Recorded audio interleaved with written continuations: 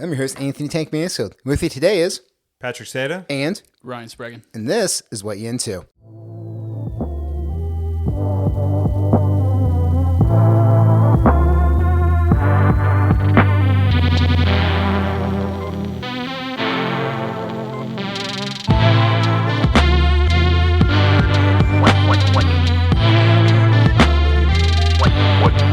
What you into?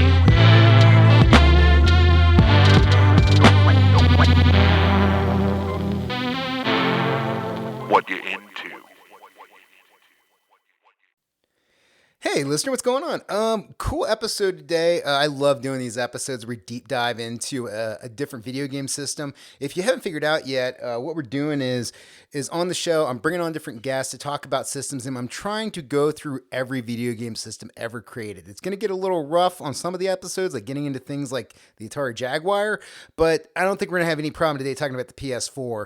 And due to that, I brought back some good friends of mine, Patrick Seta, Ryan Spragen from Game Pass or Smash. What's up, boys? How you doing? What's going on? Hey, what up?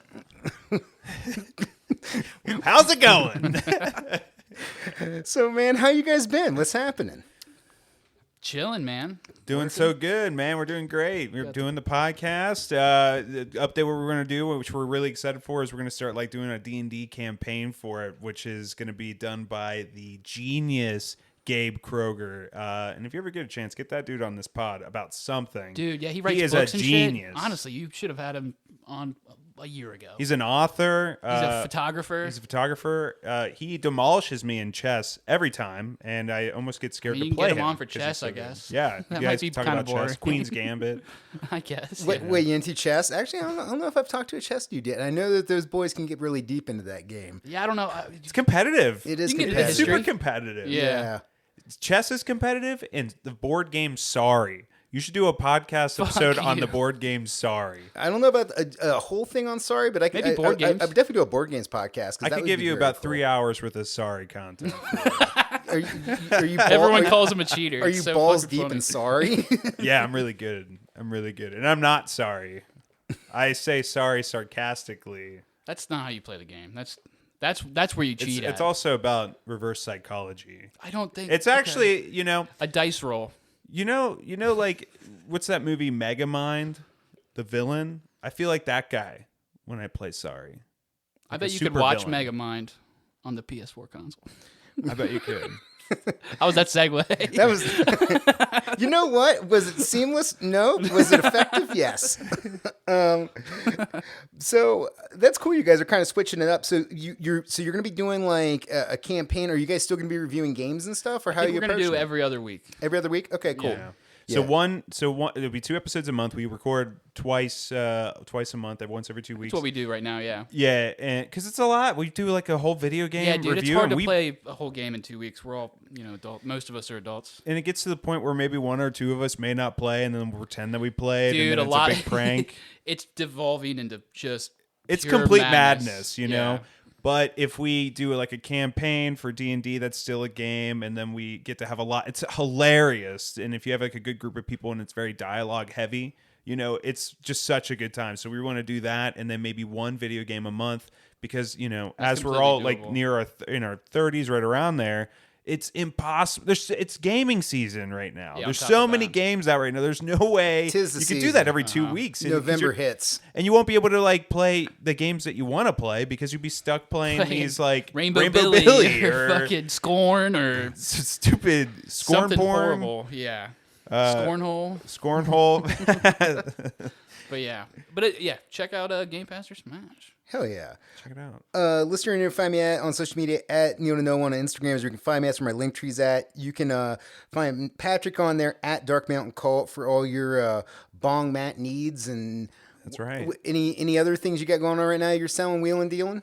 So mostly just art, gaming stuff, prints, and mostly what I do is mood mats. So go ahead and check that out. I do limited edition stuff, and sometimes there's gaming stuff, sometimes there's other stuff, but it's all pot related, and it's legal now. So In win-win. Ohio. So go check it out. I don't know. I don't know when this is coming out, but yeah. It's You know what? It'll Fuck be it, it's legal legal. within What are they gonna do? They're gonna start. Unless you work somewhere. I don't know. Maybe don't take our word on it.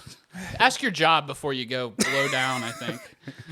Be sure to have a conversation with your doctor. Listener, sack Yeah. up. Walk in with a blunt hanging out of your mouth. Be like, "This is what we're doing here now." I don't care what OSHA says. Ohio legal. said it's cool. Yeah. Ohio said it's fine. Yeah, I'm gonna go jump on a tow motor right now. That's what I'm doing. That's what you pay me for. That's just like your opinion, man. Yeah. I had a friend back in the day actually get busted. For smoking weed and then driving a tow motor through a garage door at a warehouse. Jesus Christ. Yeah, because From weed? yeah, You're just high. That's probably the worst consequence of smoking weed I've heard ever. yeah, He could have died. yeah. He could have And they could killed. have blamed it on weed. Yeah. There, I worked at this. This is a little off topic, but also on topic. What he's saying is like I used to work at this like kind of warehouse, like aerospace engineering company, and these giant forklifts. I'm telling you, they were like three Huge. times the size of a regular forklift, Yeah. and they're meant to lift airplane engines. And one guy's foot got caught in one, and it ripped completely off. His foot. Ripped his foot completely off. It was a bloodbath. I wasn't there for that, but Do you think you that's wish what you were? that's what the work rumor was. It was a bloodbath. Did you guys ever have to watch like those OSHA videos for any job where they show you like what not to fuck up on the job because you can like lose a hand or something? And then they show you like a dog getting ripped up, and it's just so over like dramatic. Yeah, it's just like, that's not- I've never seen one at work, but yeah, if you go to like, well, no, this is different. I was gonna say if you go to like driving school, they actually show you like fucked up videos. Oh. Maybe not cool. I had to watch that in high school where I got in trouble. I got like a speeding ticket, or like I had mass no speeding tickets where like I had to go to like driver re-education, and then that's when Yeah. they show you the videos. Yeah, brutal. Oof.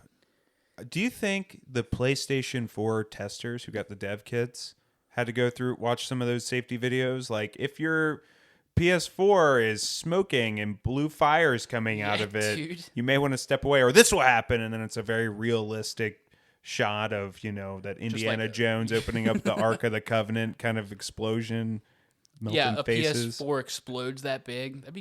I'd watch the video. It's like a thermo detonator Yeah, or something. it's a mini nuke that you install in your home entertainment center. Nothing will live or grow in that spot again. Dude, those fans did speed up to like the sound of. It light sounded like it was going to blow up all the time. just Yeah. buzzing like shit. Yeah, I would not be surprised if a disc flew out of there and just like like Odd right through job the throat. killed you. Yeah, yeah, like a spinning saw blade. What would be the most embarrassing game to get killed by? Oh, well, that's a little Dead or Alive, Extreme Volleyball. Yeah, that's kind of where my mind went. That's one of those where it's like, yeah, people are Is like, that what it thinks? You play it for the it's lore, like- you know. It's about yeah. a dad and a daughter. You know what's crazy is like that's like a big joke on our podcast is something about that Dead or Alive beach And it volleyball. came from talking about it on Oh, here. here? And Yeah. it never like it's a never ending never joke. stopped. it's just ridiculous. But- it is just like it's just softcore porn, the video game. Yes, but with a good volleyball game underneath apparently it. But the gameplay is awesome. Yeah, the gameplay's supposed to be legitimately. I never good. got past like the pick your character screen. But we kept looking to like buy it to try to play it for the Yeah, pod. we were Dude, it's like $100. Oh yeah, it's retro gold, brother. You can get them on Switch. Yeah. And they're like $300. It's unbelievable. Maybe if one of us buys it. I think we should all pitch in. Yeah, no, well, I think that's where the Patreon money should go, guys. 100%. Take it, buy some Dead Alive. Speaking of podcasts, Ryan, you're getting ready to hit episode 100 for late start _start _podcast on Instagram. How's it feel to hit the century, man? It's been a lot of bullshit, but I mean, like that's all we do in the show. We bullshit, but I mean, it's we get cool people on. Everybody here has been on it a few times, Yeah, man. and we get cool people from around Cincinnati just bullshit, and it's just a lot of, like I said, it's just a lot of bullshit. But it's a good time. We're about to hit. I mean, we recorded episode 100, but I'm doing a lot of moving right now, so it's kind of on a hiatus. But episode 100 will be out at some point. Big John coming back. I don't know. I want to go. He's always on the fucking road, man. But Big John, if you don't know, he's on Rock of Love. remember Big John? Oh, dude, I watched all of the loves. Rock of Love, you? Flavor Daisy of of Love. Love. I used to work with Big John, and Big John seems pretty cool. he actually lives just over. I'm not gonna give you his address. Well, off the mic. I'll give Okay, you off his the address. yeah, slide Off it the to mic, me. you'll get the address. But he lives around here, and he's a cool guy. Hell yeah, dude. Well, speaking of cool shit, guys, let's get right into it, man. The PlayStation 4. So this is going to be the most recent system I've ever done for a podcast. So traditionally what I start out with is just like, how old were you when you got it? But I feel like, I mean, kind of how we are now. Like I was like late 30s when I got it.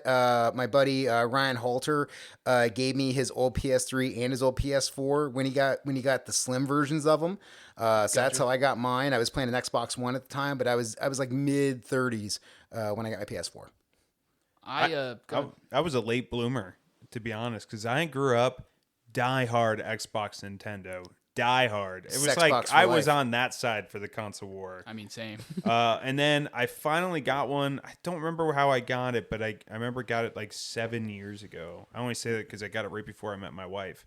And I remember I got it specifically to play the games that I've missed out on. Yeah. I wanted to delve deeper. I mean, I always Into like loved some games. PS3 games that you've missed, and on top of that, Yeah. Yes. the games that I mean, even though I still loved Xbox, like I still think that they don't have the best releases. They really don't. They don't have much. If you really sit down and think about it, Xbox One was rough at the beginning, man. it's rough right now for Series X. It's been rough the whole Series X run, I think, except for Halo Infinite, maybe.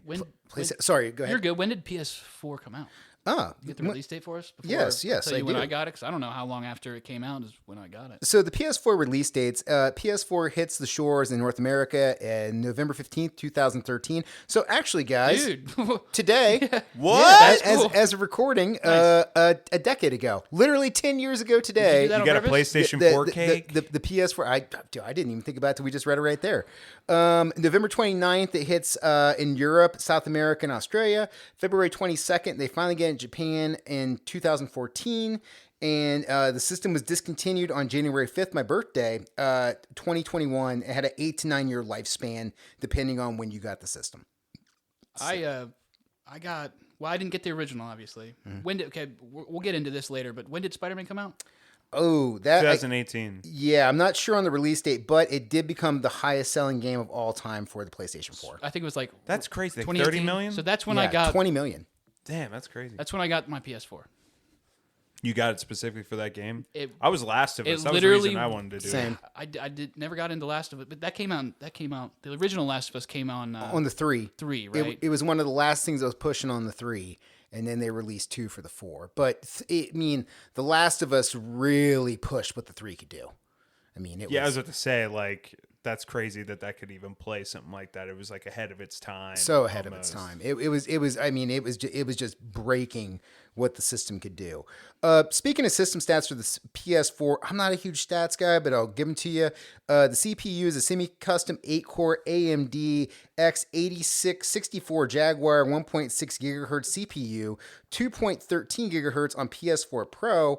The memory was an 8 gig GDDR5 RAM, a storage up to 2 terabytes, and you could go all the way up to a 1080p on the PS4 and the Slim, but the Pro version had 4K UHD via an HDMI 2.0, and it retailed for $399.99. What'd the Pro go for? Is that 5? Maybe? Yeah, I'm guessing somewhere around there. Just I would assume just it's the press same because they usually don't release a Pro until it's already been out on the market for like a year. Yeah, right? Yeah, and then they released the Slim, which the Slims are always interesting. So a friend of mine, Ben, Ben's kind of on the move that I think I'm going to do for my next system is he always waits until the Slim version of the PlayStation gets released because you get a smaller system. They usually have the bugs worked out and all that. And the new PS5 is like really not much smaller than the OG PS5. It really is not much difference in the size. It's got of a the little system. black line on the side. Yeah, that's really it. yeah. This thing had a game library. The PS4 had a game library of over 3,000 games. They sold over 967 million units. The PS4 is the 6th best-selling console of all time with 1.2 million consoles sold worldwide. It's one of only 7 consoles that have sold more than 100 million units. And PlayStation has pretty much dominated that top of the charts. It's it and Nintendo going back and forth on most sold of all time. And like I said, best-selling game of all time, Spider-Man. Yep, that was I called it my Spider-Man machine because that's the only game I ever played on it. Not much history on this one, guys. It's so again, this is kind of an interesting thing with these episodes is in the past, a lot of the episodes that I've done, you've seen like big jumps in terms of graphics or sound. We've seen things like where I've talked about like the Nintendo to the Super Nintendo, or moving from like the Genesis to like the PlayStation 1 and now getting into a disc. Not too much is really changing here. So basically, and this is taken from the PlayStation Wiki, Sony began to work on the PlayStation 4 in 2008. Less than 2 years earlier, the PlayStation 3 had launched after months of delay due to issues with production. The delay placed Sony almost a year behind Microsoft's Xbox 360, which was already approaching unit sales of 10 million by the time the PS3 launched. Sony Computer Entertainment Europe CEO Jim Ryan said Sony wanted to avoid repeating the same mistake with PS3 successor. They ended up working with Bungie to work on shooting games for the system. And a big thing for the PS4, which Pat, you brought up early on, was the redesign of the controller. Oh, yeah. Yeah, the controller was fantastic. I did not like the PS3, PS2 controller style. I didn't like the analog sticks being on the same spot, but this is coming from a guy that, was Nintendo or Xbox, where everything was a little bit wonky. But when they did it on the PS4, you could do all kinds of stuff. The PS5 controller is the top of the line. Might be the best controller I've ever used. I don't like saying it because I love the Xbox controller, but the PS5, like it's got the fucking dual sensuals, The dual sensuals. Yeah. It basically jacks you off when you play it. Something like that, yeah. But yeah, the PS5 controllers. I mean, I still like the Xbox One controller better than the PS4 controller. But there was things you could do on the PS4 controller. Like there was a game like I think it was called Concrete yeah, Genie. it had the what's it called, the gyro in it. Oh yeah, the axis gyro, whatever it was, where it would like, and you could use it in you some. could like blow into it too and shit. Yeah. Or is that the PS5? That's the PS5, but there was you could like shake it though. It's there got was the gyro in it. Yeah, there was some like a switch. features where you could spray paint, for example, in a game. And maybe I'm wrong with Concrete Jungle, but there was other games where you could spray paint, where you turn the controller on the side and you shake it up, and it makes noises into the controller, so the controller would talk to you or whatever. And it had the lights. And yeah, the and it lights made noises like GTA 5. Yeah. It would like the cops would be after you. It'd start doing the red and blue and shit. Yeah. So you know what? The controller was It was pretty sweet when you were give it to playing like Horizon, for example, Horizon Zero Dawn, and it would like read the audio logs in the touchpad, or Yeah. like you could use the touch screen to kind of type instead of versus like hitting over on the analog stick. The controller's fantastic. PS5 though, that's like next level for sure. Yeah, the PS5 controller is next level compared to what you can do now, especially with like the idea of like the like how much pressure you put on the triggers and stuff to like what that will correspond with on the screen, as opposed really to like a short button press or a long button hold. Now, but it's kind of in the triggers. Yeah, it's cool. crazy. I like it. I've always liked the PlayStation controller designs because the Xbox controllers are cool, but they can sometimes feel a little too big. Especially going back to the OG Xbox controller, that thing was just A tank. fucking huge. Like it was the Duke. Yeah, that thing was too big, dude. Yeah, it was too big. The Duke. Like, did you prototype test this with like just NFL offensive linemen? Like Shaq must have been testing that out. yeah. Jack from Tekken. It's just like all these dudes like Brock Lesnar sitting around like, make it bigger. It's like we can't like, Bigger. You're holding a dinner plate with analog sticks. We can't make this bigger. And then I can't fuck with Nintendo's weird, like the Switch wigs me small, out. man. It's too small. It's too minimalist. You gotta get the Pro controller if you want to do anything. Yeah. I have to have like this attachment that goes in the back of it, which you have to take off every time in order to put a game in it. Yeah. But it allows it to have kind of like those grip kind of bits in the back. Because Nintendo the needs to- flatness is just terrible for the human hand. I love Nintendo, but they need to get their shit together, man. But the PlayStation controller, the port's just right. Pretty good, Pretty good. all around Chef's for kiss. everybody, Chef's kiss indeed. adults and kids. 3D graphics and 4K resolution. That's the big upgrade on this one. You get a Blu-ray player in the PS4. You're taking graphics to the next level, and also that allows you to take that to the next level with again, where PlayStation is concentrating on being a home entertainment system. Yeah. And that's another big part of this that they step forward with. And again, 5.1 surround sound, all that kind of stuff. So you got all that for your home entertainment center. They do a good job with that. And then also we get, I don't know if this is really an upgrade, but you had to have PlayStation Plus to play online with PlayStation 4. That was a big gripe I heard. I was kind of loving that as an Xbox guy back then. I was like, yeah, fucking yes. But then the Xbox Yeah, One's eat like, you have to shit. be online to play. And it was like, I'll be online anyway. Fuck him. The pettiness. I The love. petty got to me. Because that's something I would totally feel like until I physically got the PlayStation. And I bet like me 5-6 years ago wouldn't be looking at me today because I would say I'm diehard PlayStation. But the over PS3, everything. right? You didn't need an online subscription to play at all, right? Not that I'm trying off the top of my head. I can't remember, but Because you needed Xbox Live. I don't remember. Wasn't PlayStation Live free? I'm also not a big Yeah. online guy, so. Like, there's a few games I'll jump online for, but usually I'm a pretty solitary gamer. And I think that's one of the reasons why the PlayStation speaks to me, because there is so many good, like, single-player solo stories. Correct. And so I'm like, all That's the right, draw. cool. This is something where I can it's just me, it's the system. I got my dog beside me. She's chilling. Cool, let's do this. And, like, I'm not having to, like, be on Discord or anything Yeah. and, like, arguing with people. I get you. Yeah. And then also, Pat, you brought this up right at the beginning of the episode as we were talking off mic. I think we'll throw it in here now. We talked about there wasn't a lot of peripherals for this system, but there was PlayStation VR. And yeah, man. Talk about that, because I never jumped on it. What was it like playing with it? Well, I will say it was complex to plug in. It has a lot of attachments. It had like 7 cords. Don't quote me. Ridiculous. But it had like yeah. 7 cords, and each one had like a number sticker on it, and you'd have to plug them into like an adapter, and then they had these like charging ports for the hand motion controls, and then they had the top, which everything. It was just a crazy complex situation. It's either you always had to have it plugged in if you ever wanted to touch it, or if you ever wanted to play it, you'd have to spend like 10 minutes setting everything up.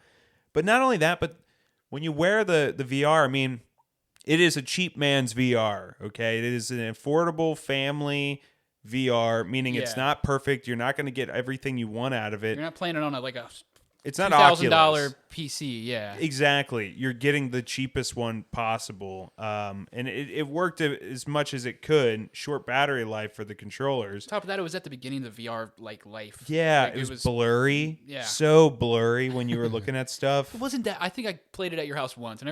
I've played Oculus, but I played the PSVR at your place once. I think we played like one of those really low res games. So it looked pretty good for that. Motion sickness was terrible on it because there was a game, I think it was called Blood and Stone or Blood and Truth, one of the two. Maybe I'm wrong, but it was like a Call of Duty kind of art theft game, and it was a shit ton of fun because you could like put your gun on the back of you and like pull it out, or you can reload your guns like Time Crisis and stuff. But and you're moving around like it's Call of Duty and shit, and it was so much fun. But I played it for like 4 hours straight, and at the end of my Not a good idea, yeah. Yeah, don't do that. Don't do that at home. I think maybe But an hour at I the was getting a most. headache near the end of it, and I had to like put these C4s back up on top of the bottom of this like casino thing, and I was like, all right, I got to be done now. I got to be done. But So didn't those controllers have like? Or maybe I'm thinking of earlier in the PS4 life, but they triggers had on those. They had those. Oh, like with the balls on them? With the ball Yeah. on it. Was yeah. that PS3? Was maybe? that was- PS3? Because no, I think they it were was, trying to it was mimic the Wii. PSVR. It was, but that was PSVR, the one with the balls? Yeah, because Sort they of had like a they had the fucking colored balls on the girl's top toy, of them. if you know what I mean? Yeah. yeah. That's all I'm going to say about that.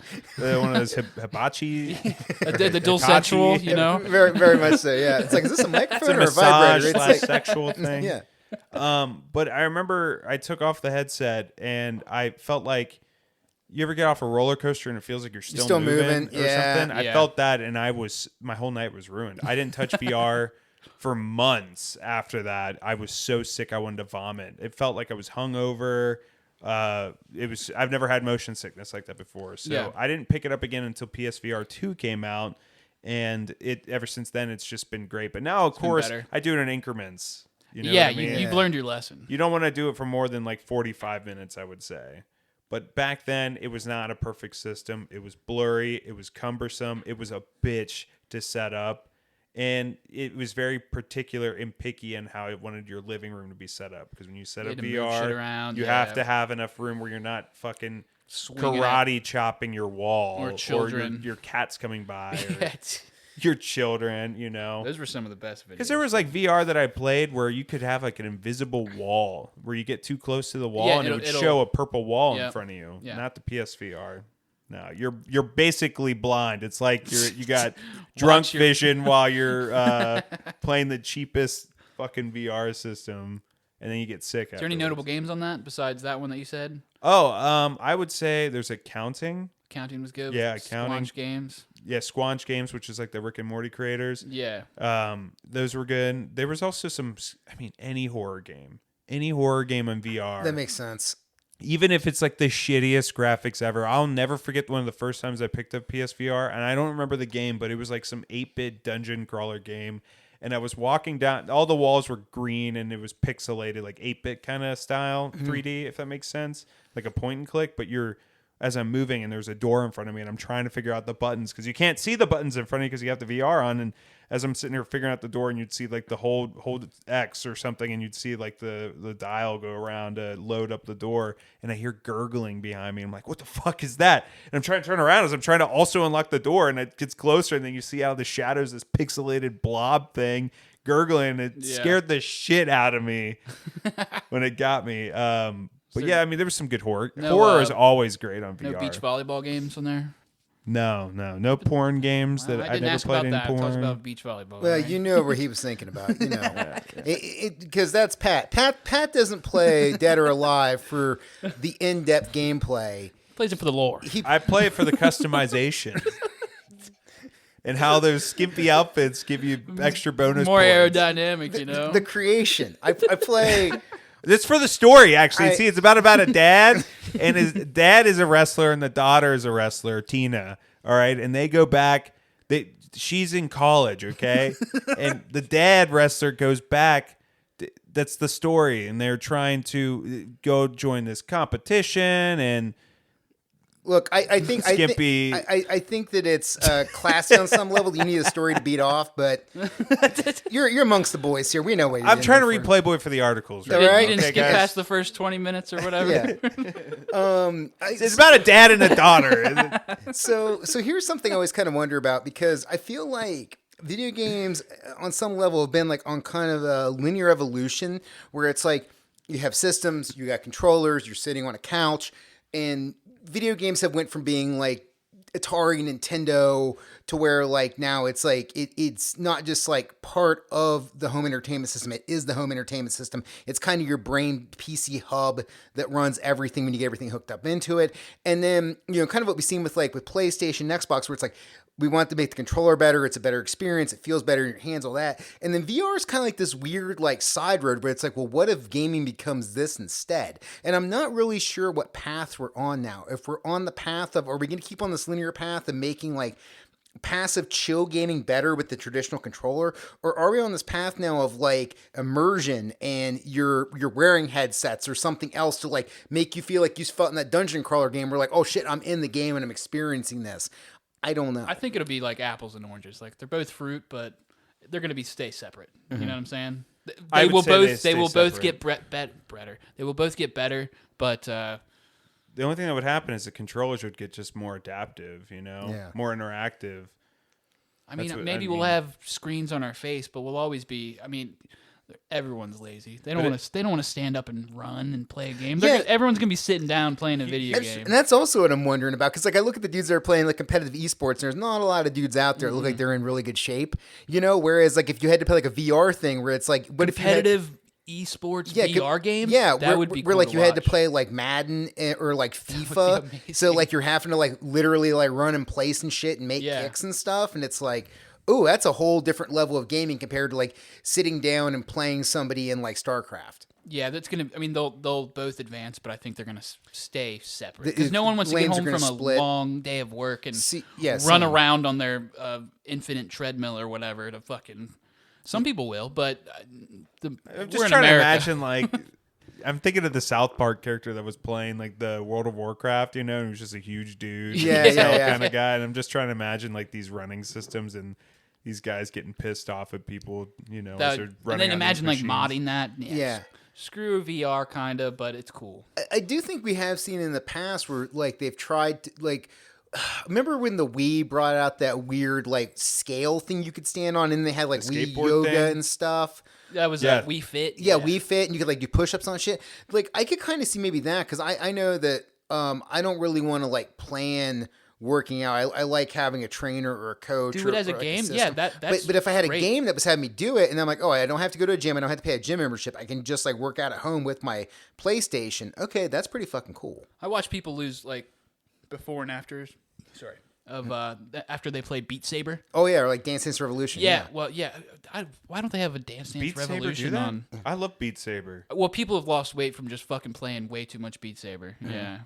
I get sweaty. Yeah, playing dude. that. It is you stressful. get sweaty. Yeah. Yeah. I'm sure there's other. good cardio There's movement. probably. Well, there's that augmented shit coming out, but that's a different podcast that you can do. Yeah, I just kind of wonder, working like, out, yeah, that's a good like idea. what that future will look like and what it will be, and if that could be a way to get people to exercise and to take care of themselves is by turning is Make it fun. Yeah, is add gamification to it and make it a thing, and that's another thing that happens in learning systems like what I work in, where it's like gamification. Like if you give people badges and shit, people love that shit. People love collecting trophies. They love having this thing that says, "Hey, look at this thing I did," and other people can see it. And so it's like, okay, could you do that with health fitness points? I mean, the Peloton kind of does that in the way because the Peloton's an interactive thing. Yeah, but imagine it with like a game. Yeah, that'd with be the cool. game Like would be cool. The Switch does that now still, but they're not. I mean, it's not too big. It's not a big thing. Who wants to work out? I want a game. This is not working out, but you play 100 matches and they'll send you a free pizza. So the opposite. But unless it's a workout game, and then it's like I'm working towards this free Working towards pizza. this free Yeah, pizza. I'm Yeah, working that's for the not a bad pizza. idea. Yeah. I think I'm going to show my age here. But when I was a kid, we had like the library thing where if you read like enough books over the summer, you got a free pizza out of it. Did you have to take a test? Like No, AR test you or just whatever? had to check books out from the library and be like, yes, I read these. I read it in an overnight. Good one. Yeah, You just bring a stack. Like I sped read. Pizza Hut personal paying pizza, please. Like I read all 10 of these. Better last night. ingredients. Better pizza, please. Make it happen. All right. Well, speaking of games, guys, let's jump into it. We got a whole list here. Let's start talking PS4 games. So, the first three, I think we can kind of put together. Just because off mic we talked, none of us had really been in depth with them. But Bloodborne, Sekiro, and Elden Ring.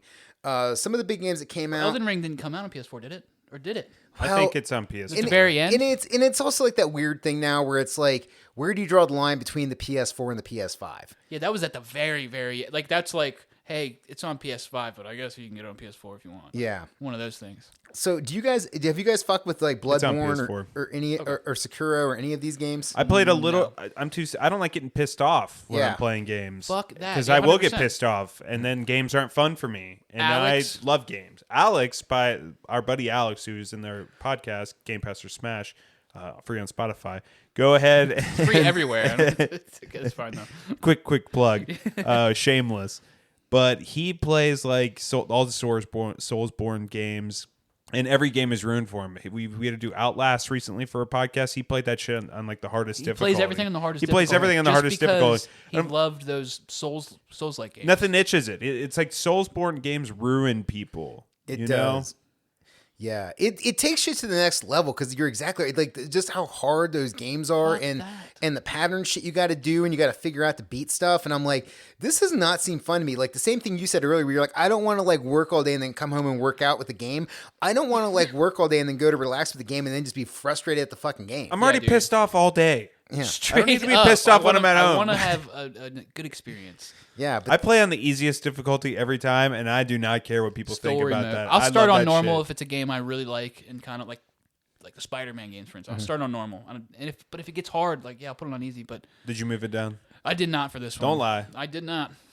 Like, but if I get a new game and it's like free on Game Pass or PS Plus, and I die within like the first 5 minutes, I might. going easy. I very may well just delete the game. I swear to God, I'm one to fucking give up. But he plays it on like the hardest difficulty. Alex will. Alex is- and because it's ruined him. And I'll be like, okay, so we played like Jedi, one of the Jedi games, and I'll Yeah. be like, so how many times did you die fighting that? He's like, oh, I don't know, like 100, yeah, like 100 times. one I'm like, boss. and you're enjoying yeah. that.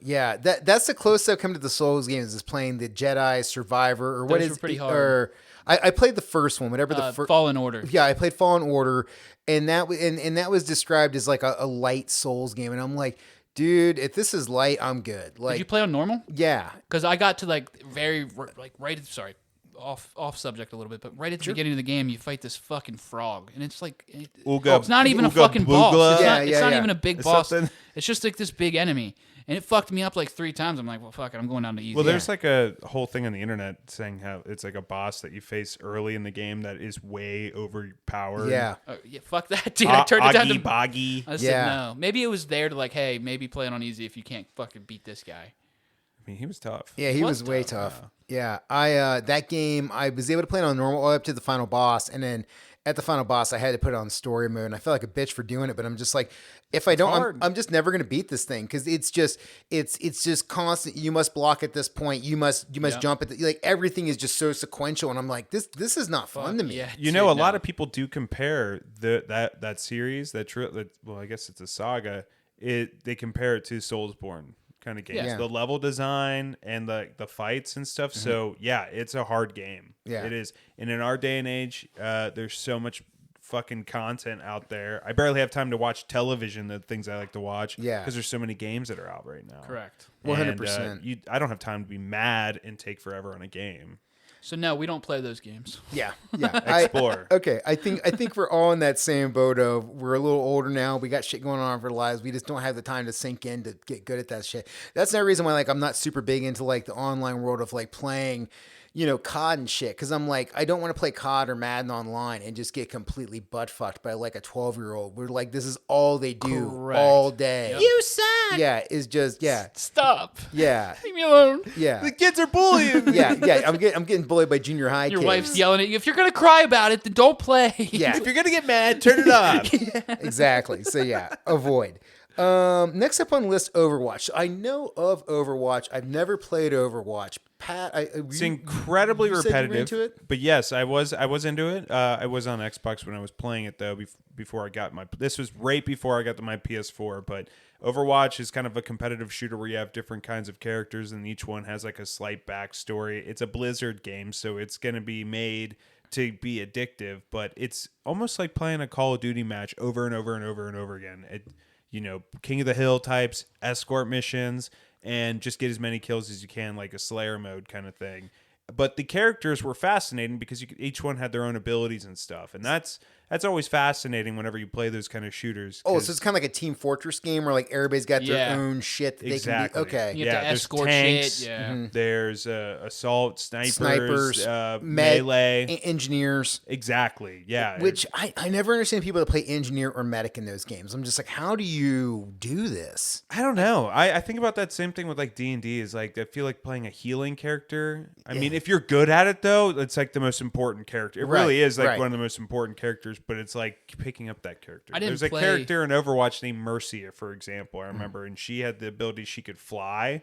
So her flying around was like a reason you'd want to play her because you could zip all over the place, but your main goal is just like basically follow someone and You're just like shine support. a laser on them. Yeah. Yeah. Support. Did you guys? So I didn't play Overwatch, but this game was just like Overwatch. But it was that Plants vs Zombies Garden Warfare. Oh, I've heard of, never played. So heard it's it's like good. It was Dice or The people that made fucking Battlefield. They used their graphic engine Oh, to really? make a Plants vs Zombies game, and it was basically Overwatch, but with Plants vs Zombies characters like zombies and What? It was fucking actually pretty awesome, and it was like the different classes, like what you guys were just saying, and I did play that game. I didn't play it for too long, but How long did you play?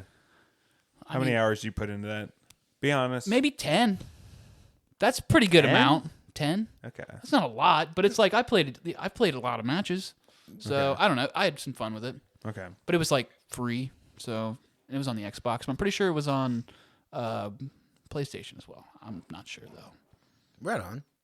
Yeah, I've just never ventured into it. It's one of those things I've heard of. I know it exists. I've just never played. But that's wild to think that the people that made Battlefield also touched that. Right, dude. That's It a was weird awesome. one. It was EA owned it. Owned Plants vs Zombies, and it was sweet looking. It was pretty good. If you like the original Plants vs Zombies, this was just fun. All right. So this game, Witcher 3, did not like. You didn't like shaking it? the head no. Pat, were you about The Witcher 3? Go ahead. I tried it 3 or 4 times before I finally was like enjoying it.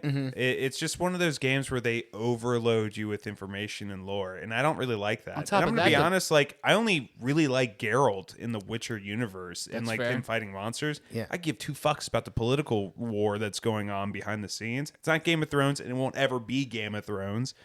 And I always thought that with the show too. But with that game, like it was one of those things where you had this huge, massive world, massive, Huge world. and there question marks Yeah. every 5 millimeters on the map. And I remember I got through the whole first area, and then you take like a boat to this place called Skellige or something. I'm probably saying it Yeah. wrong. And it was just as large with the same amount of question marks. I was like, I don't have time for this. I'm 75 hours I couldn't into even this do game at this the point. skill tree shit. It was way too in depth. Like, give me Skyrim. This was like Skyrim on steroids and acid. It was way too Yeah. fucking much. I was like, and then like the same thing with Cyberpunk. I just couldn't do it. I haven't jumped into Cyberpunk yet just because of my experience with Witcher 3. so much. Pat, you and I, our mutual friend Cody Hucker, loves this fucking game, sucks his dick constantly, and will like. He would probably have sex with He Geralt. would. He would fuck Geralt. I mean, he's a Yeah. handsome 100%. fella. Yeah. No, Geralt is a good looking dude. I mean, maybe I guess I would too. Yeah. I mean, I don't know. I mean, is he buying drinks? What are we doing here? And especially if it's Henry Gavel. Yeah. Everyone's a little gay for Henry. But Cavill. You want his Gavel. You want his gavel though, right? Yeah, I'm trying to gobble his gavel. Okay. but I had a and then I also talked to Luke Young about this too, and me and Luke were talking about this. Luke and I were in the same kind of world you are, Pat, with it, where we were like, it's big, but we were also like, when we both played it, like it was using game mechanics that were like, I guess when it got released was breaking, but we had played games 5 years since it released, and then we played it and we were like, oh, like this is just standard shit in like every fucking hack and slash game now. Like this isn't anything new. I think it was kind of cool that they had the idea of like you had one sword for fighting men and one sword for fighting monsters. I thought that was cool. And I also like the idea of like being a bounty hunter that went out and fought monsters. But like you, Pat, I got stuck with the thing with the lore. I'm like, there's too much lore, and there's just too much like weird side quest shit in that game where it's like every town you go into, there's somebody that's like, "Ayo, can you go fetch me chickens?" And then you have to like go 200 meters over here to grab a chicken and walk back, and then they're like, "Oh, me pigs got loose as well." And it's like, fuck, what am I doing here? Like, what are we doing? Like, Care what? for a game of Gwent? Yeah, and I'm like, no, I don't really want to do this. To be fair, everyone that loved the game or played the game in its entirety fucking loved it. People Yeah. love that game. My wife I'm loves too that dumb, game. Yeah. too lazy. I don't know what it is. Just couldn't do it. It's but kind of funny. more power to people that loved it because I do hear it's amazing. Yeah. My wife, she plays games seldomly, meaning like she'll be really into a game for a little bit and then she won't touch it for like 6-7 months and then she'll get back into it again. That's impressive And that she can get back It's very into it. impressive that she Yeah. does it. She's been I playing would just- Assassin's that's Creed awesome. That's Valhalla hard. for fucking like a 2 year and a years. half, 2 years, and she hasn't even gotten that far. But with The Witcher, I remember she was like, I've been really wanting to play The Witcher again. It was right when I first started dating her. And she finally turns it on. It's like, I haven't played it in a couple years. The very first level she plays is the very last level, and she beats it. Wow. And she was just done. She She is done. I've been wanting to play The Witcher. She went back to it and beat it. That's She went back honestly to it. crazy. I thought it was crazy because like she only played it for like 30 minutes when she's like, this is my first time playing in months. I can't All right, wait I'm to done. play The Witcher and get into it. And then she beats the game. It's like, well, that's done. Yeah, and then that's over. Yeah. So Yeah. I guess we just got to look at this as like some people like Cincinnati chili. I don't, but a lot of people do. Same thing for Witcher 3. Not my cup of tea, but there's a lot of people that love this fucking game. I got Yeah. as far as I could with it, but it's just too much of a game, too big of a game. And that's the problem with a lot of games that could come out right now is just that they're just too big. Yeah, you the know? open I don't world have is enough so time. open. Yeah. Yeah. I bet the future of gaming is subscription service short games because like Game Pass or something like that, where they just release 8-hour, 20-hour games and not like these huge 150-hour games. I guarantee that's what's going to happen sometimes with our they're next good, generation man. of games. I've been diving into a lot of the shorter games. And on the flip side of that, did you see what GTA 6's they recently said, like one of the guys working on GTA 6 was like, instead of like selling the game for a base price, it should be hourly. And it's like, what? It's like, No! oh, it's like, oh, hold up now. You know, but it's like, okay, if I was a greedy fucking businessman prick and I had something like, you know, Grand Theft Auto, I can see that in theory because those are games you can literally sink hundreds upon hundreds of hours into. So I could see why somebody Maybe like for the that online, but like would be like, I'd want to charge hourly for it. But there's no fucking way I'm ever going to play your game if you try to charge me hourly. I'm no. not. If you're paying charging money. me hourly, Monthly, that is like the dirtiest you could worst. go for gaming. Even monthly, I don't like, because I found that with Yeah, Fallout 76, and I just stopped playing because Fallout 76 is so based on, it's like, well, you can play without the subscription, but if you don't pay the $10 a month to like Yeah. have the subscription, then you're just grinding on the most meaningless shit the entire time just to have like just quality of life in that game. You know what sucks is I am so against all that, but I know people would do it. Oh, sure. Yeah. I know it won't be profitable I for will them not. to do it. Well, yeah, because there will be people that will get addicted to a game and they will throw money into it. And yeah, I think that kind of the subscription stuff like Fallout 76 and a few of those other games have kind of proven that there is a quarter of people out there that will support a game like I that. think that, what is it, Diablo, where you you cannot sell that game. Basically, you buy it and that game is tied to your IP address, or something like that. You can never. maybe the older ones, probably not the new ones, right? Like you couldn't go to GameStop and buy a used copy. You're never buying a used copy of Yeah. Diablo anywhere, and it's because I forgot who also handles that, but people are really unhappy by that, and I think imagine it's so. stupid. I really hope that's not something that happens. I got a couple life rules. One is I don't do Coke. And second is I don't do Diablo because it's the same thing. People get addicted to that shit and they can't get off it. Like it's World of Warcraft. is Yeah, a good one. that too. Like people fall down those rabbit holes and there's no coming That's back. coming to console here soon. I just read too. Watch out. I mean, I'm on Baldur's Gate 3 right now, and that game has got a kung fu death grip on my soul right now. Yeah. big time. I heard you get to design your dick in that game. You can have sex with a bear. Or you get to pick a dick. Oh, you get to have sex with a bear? You can have sex with a bear, and not like the. and it is a full romance scene. There's 175 hours of cutscenes in this game. That's insane. Including you I've had banging out a sex. bear? No, I had sex with the vampire guy. His name is Asterion, and I'd let him suck my blood. Oh, this he a bear? tracks, yeah. No, but he was like my dainty matter. little twink guy, and I, okay, so he was a twink, not a bear. Yeah, Okay, yeah. Got you. But then there's like this orc lady, Gith Yankee, I think is what it's called, and she like physically give you fist the fights Yankee? me. She fist fights me before sex, and I'm bloodless in the morning, meaning I have disadvantage because she whooped my ass in sex. Fuck yeah. It's Man. crazy. And now she's my girlfriend. Was it worth it? Yeah, dude. That's so cute. She's my girlfriend now. Yeah, she's cold, but not to me. You know what I mean? Okay. Okay. Yeah. I get a body pillow over. Okay. Yeah, this episode is very much like PlayStation 4 and Pat's Pornhub searches. A lot of porn from my end A lot on of this volleyball, a episode. lot of bears. My gaming choices are a little weird. Yeah. Fair. Yeah. Well, now I'm afraid to ask this question because I threw Persona 5 on here, and the reason I did is because when I looked up the top PS4 games of all time, I checked out Metacritic, and I think Persona 5 was like number 5, like 4 or 5. It was fucking high up on the list, and I was like, I've never played this game. And I was talking to you guys beforehand, and Pat, you said you played this. Like, I did. What the hell is this thing about? Okay, so first off, this is a 500-hour game. Jesus. For sure, easy. It's a game. It's a JRPG. So basically, it's a whole lot of dialogue, but it's actually very similar to like Pokemon, where you have like that turn-based, you collect monsters kind of thing, and you can send them out to battle. But mostly, the reason that I like this is because it had one really good music on it. And if you haven't played this, I would highly recommend checking it out because it actually is really good, especially if you're an anime fan of any sort. Yeah. It's just really, the story is really well done. It seems simple, but so in depth behind the scenes as well. But it's 500 fucking hours. Oh my like, God. How long's the story? It felt like it was never ending. It was like, the dialogue was constantly good, if this makes sense. Really? I am constantly looking forward to the next thing that would happen, but you think you get to the end of it or something. Thank you.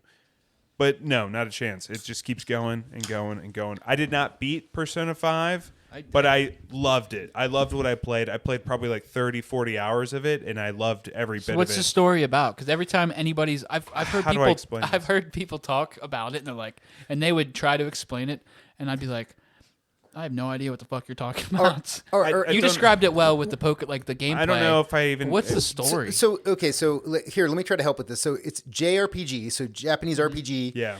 Anime style graphics. Yes. And then are we playing in the modern world or a future world or a fantasy world? It's both like the real world and Modern the fantasy and world. fantasy, yeah. Okay. So What? I do not. I'm gonna. I don't want to explain this wrong. And Oh yeah, definitely. there's people explain like it wrong. Luke Young who would chastise me if Well, I explain said it like wrong. Luke Darling. Equivocally, or whatever he Straight says. Yeah, I don't know. No, so it's in the real world when you're like a kid in school and you're like an exchange student, and there's this teacher that has been rumors of being a pedo or something, and you're trying to uncover that mystery. Okay. But while you're doing that, there's like, I don't know how to explain it. You have abilities or something where you can like see things that other people can't, and you go to worlds that other people can't, and you try to explain how it works, but you're fighting all these creatures. That's the best I'm going to describe That's it cool. without Is it. it You kind have of is the- it kind of It's Harry so- Potter? What's that? Is it kind of Harry Potter? No. I would say a good way of describing it. You ever seen the show Death Note? It Heard- reminds me a little heard bit of. about Death Note, where it's like there's more than meets the eye to life kind of thing, Okay. but no one else can really see it unless you're a part of it. Gotcha. You know what I mean? Right on. And I'm probably explaining that bad. It's very good though. It's a slice That's of cool. life kind of. My brother thing. loved that game, and I'm like, cool. Mm-hmm. But I mean, It's good. It's worth checking out. It's also addictive because it's just the story is just so captivating and endless, It's sounds like. endless, Yeah. completely endless, and is it like? I mean, it sounds like it's like an anime, like a long anime. And you just keep it playing feels like I'm playing an anime. more yeah, and more and more and more. That's cool. it's fascinating. Well, guys, let's get into one of my favorite things that came out on the PS4, and not really exclusive, but just the whole Tony Hawk Pro Skater 1 and 2 remaster. Fuck, dude, I forgot how much I missed those games, and when that came out, I loved it so much.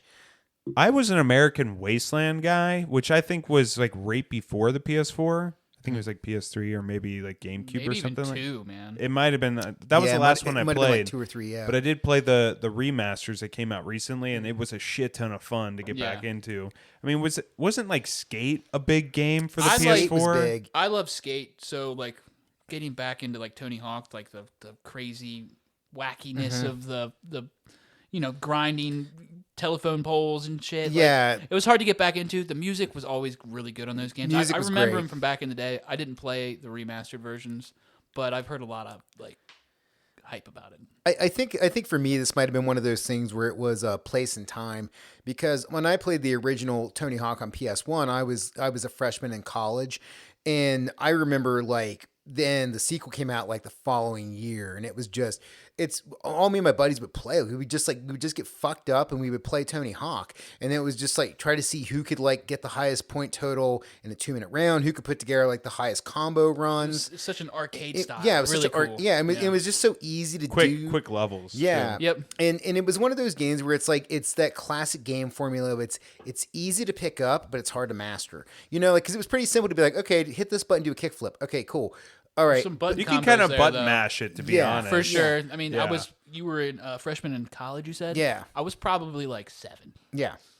Button mashing. And you could just button mash and play it. But then if you wanted to get good at it, then you had to then it was kind of like Tekken, where you can button mash Tekken, but if you're like a high level king player, like you got to know what the fuck you're doing. Like you're not just button mashing like back suplexes and shit in Tekken. Like you got to know what you're doing. Or like if you're playing like Zangief in Street Fighter, you're not just playing on spinning Yeah. power drivers unless you know the combo for it. So, in like Tony Hawk was the same way. Like you had to start planning levels. You had to figure out like, okay, what can I do here? How do I manual across this gap? What do I got to do to wall ride this, to get to this, to pop up to this, to hit that? To get the S, to Yeah. get the K, Yeah. to get the collect A. the tapes, Yeah. all that shit. And Those were again, cool, man. this- Weren't you playing Horse? Is that what it was? Yeah. On Yes. Skate, but yeah, you had yeah. you had to find the letters though, right? Well, there was both. So you could collect the letters and skate, and then there was also a horse minigame you could play against people where you could like do tricks and shit, and they'd have to match it. Yeah.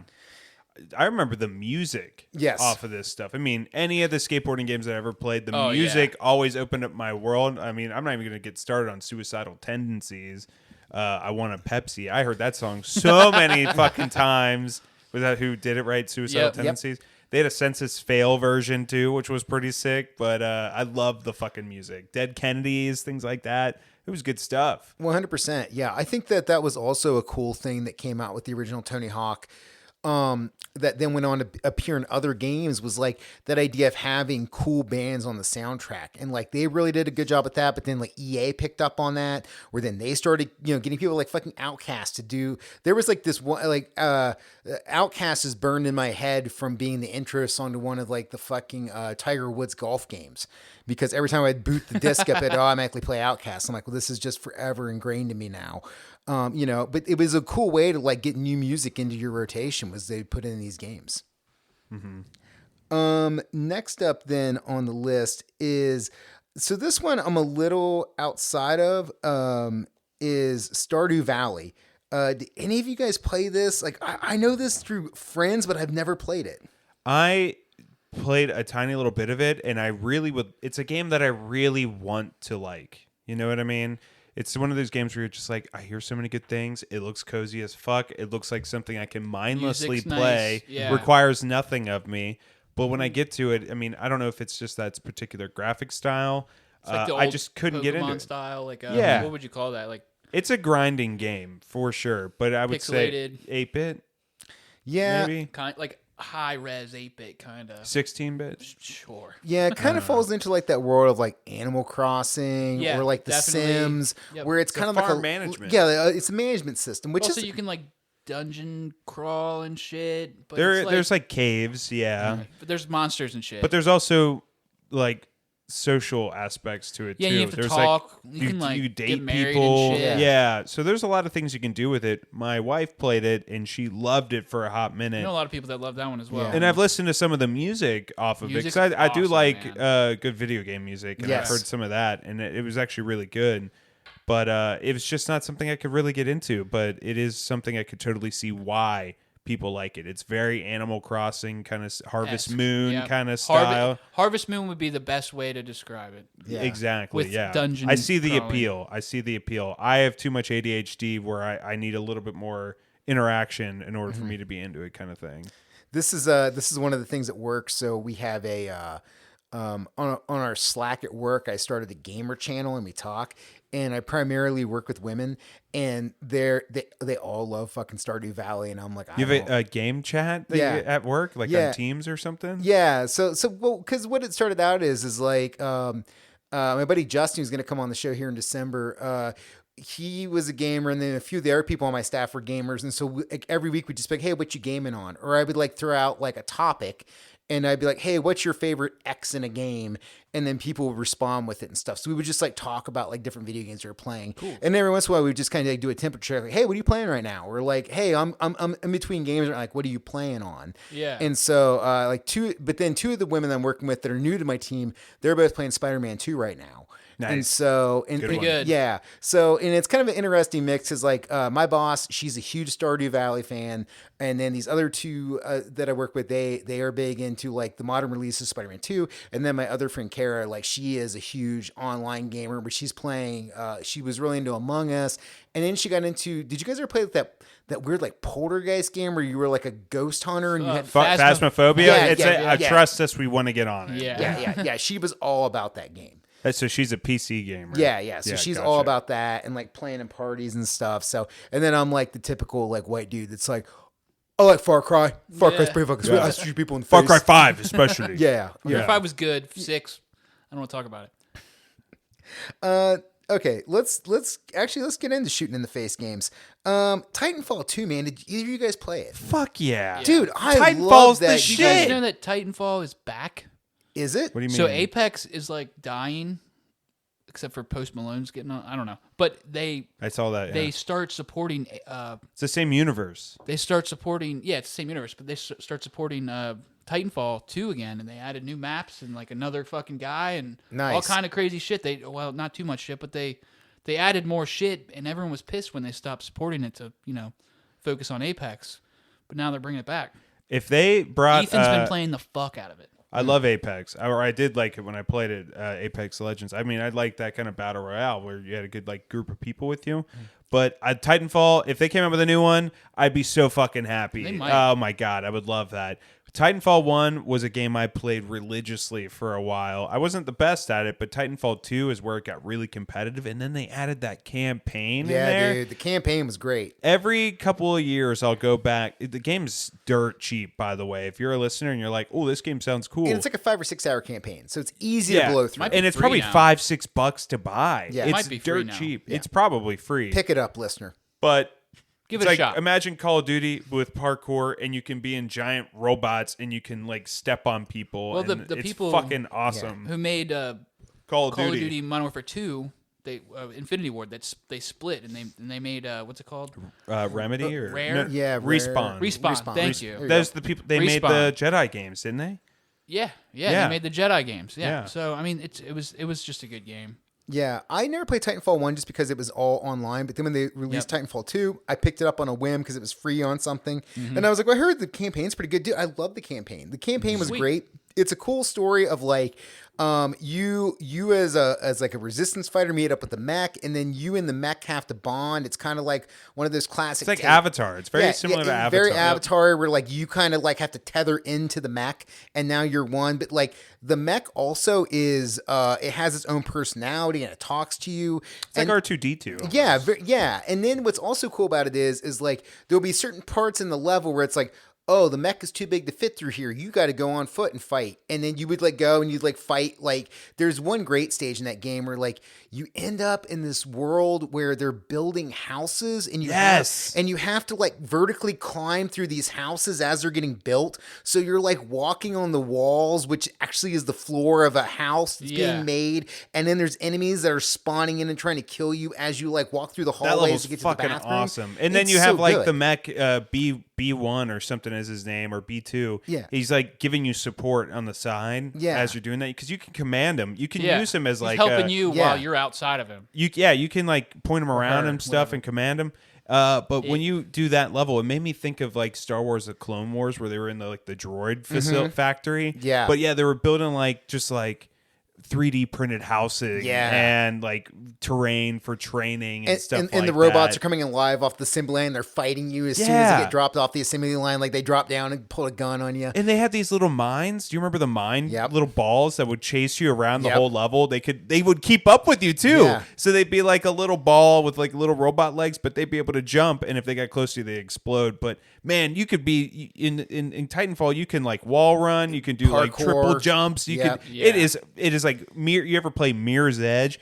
Very Mirror's dude. Edge mixed with Titanfall, or mixed with Avatar and Halo and Call of Duty all in one. It's fucking awesome. Well, and then when you would get back to the mech, so for example, like in the level we're talking about with like the making the houses and building everything, you end up in this like fucking fake town that's in the middle of nowhere, and then they drop another mech in to fight you and your mech. Yeah, and so dude. then you and your mech are like fighting Godzilla style in this like this fake little town and just town, blowing everything And up any around other you. enemy teams, that AI that they throw at you, you can just literally pick them up and squash them. Yeah, Yeah. which is kind of brutal. And if you're getting shit, the game was pretty brutal. they added this like it's kind of an Easter egg, but like when you go when you're doomed, when your mech is doomed, it would like, explode. Yeah, but it shoots you out. But like right before it shoots you out, there's always a caution warning thing on the bottom, and there's like 100 different ones. But there's always a saying at the bottom, like it'll say like "Go get 'em, Tiger," like Spider-Man, or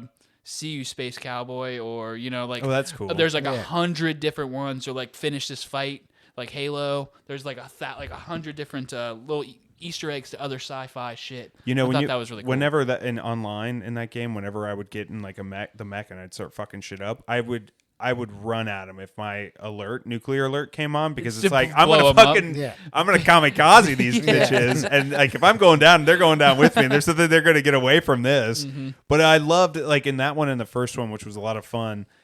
When that moment happened where the imminent destruction's coming through, you can like you eject out of it, you fly really high up, and they turn you invisible. But you could land on the enemy Titans and just steal their shit, basically, Yep. like right away. God, that game is so good. I'll play that every couple years, and it's just so. Now that's chef's kiss.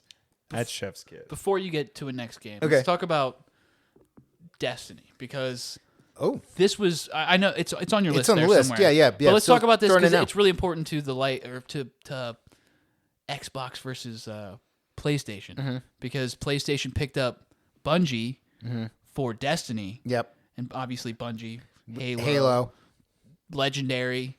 Man, what a hit! What a fucking stab in the heart that was when PlayStation, I know. my nemesis, took Halo from me. Oh my god! I mean, they didn't take Halo, but man, they took the best of it. They took the best. But they took the developer. Yeah. Dude, they took Bungie, man. They took Bungie from me. I don't know if I'll ever forgive them. I won't lie. That was quite a stab in the heart That at one the time. hurt. But now Destiny that I'm a was pretty PlayStation good. guy, it's cool. Yeah, You know what it's I mean? fine. It's fine. Now I'm cool, but I was just completely heartbroken for a minute. I was like, Dude. I can't believe my boys. They did this to me. It was horrible, and like that was early on, and I don't know when that was, but that was not cool. The best part Not about cool. this is I'm filming video right now. Okay, and we're just trying to like say what's up while being super upset about this and being I'm so pissed off right now. fuck What you, up? Bungie, fuck you. What up? I like I don't have the hard feelings you guys do about this. Destiny, It was fine. I like, it's fun. I like the Halo lore better than I like the Destiny lore. Yeah, I didn't care for the. I mean, you had to get a grimoire Yeah. basically to follow the Destiny lore. At least when I first got into it, because I was excited for it, because I was like, I'm gonna die. I used to get bullied in fucking grade school for liking Yeah. Halo so much. You know what I mean? Like, What'd that one kid tell you? you gonna fuck Cortana? And I'm like, maybe. Yeah, I should have said, You yeah, should've you know said what? yeah, Man, but- if I could, I would. You know You what? wouldn't? You know what? Looking back on this now as a 32-year-old man that has a weird obsession with fucking Dead or Alive, yes, I would. Yes, I would fuck Cortana. Her outfit is because she's so smart. Yeah. Her skimpy outfit gives her 10 times IQ. Yeah, it's a plus 10 on the IQ. Which we'll get into that also. Phantom Pain here in a short bit. That's cool. yeah, we got Speaking that of coming up. outfits, Oh yeah, I saw something about that the other Quiet. day. About yeah, Quiet's costume. Yes. Well, you know, she's a fucking tier 1 operator. But yeah, man, Destiny 2. I mean, I will say with the Destiny series, I like the outfits. I like the guns. At some point, I do feel like it's kind of generic because I just don't care about the lore enough. It becomes one of those things where it's kind of you had to really hunt it down. You had to really hunt the lore down. Yeah, They you didn't really give it gotta- to you in the game. yeah. In the game's very much like go here, shoot this, and it's like all right, cool. There was a Destiny phone app that you had to download that I had for a while, which was kind of cool because you could see like if you did character customization, you could pull it up on your phone and be like, this is what my character looks like. This what are they called? Knights? Champions or something? Yeah, sure. Whatever they're called. You Bras, you could fellas. your homies, Yeah. little buddies. You could show them off Legends? to I don't people, know. and then they would have a grimoire, and you could get like the bits of the story by playing the game, and it would Yeah, go to that's the app, which was cool at the time. But I didn't like that because I really loved the Halo story kind of stuff. I love the lore that they provided, the way they did it.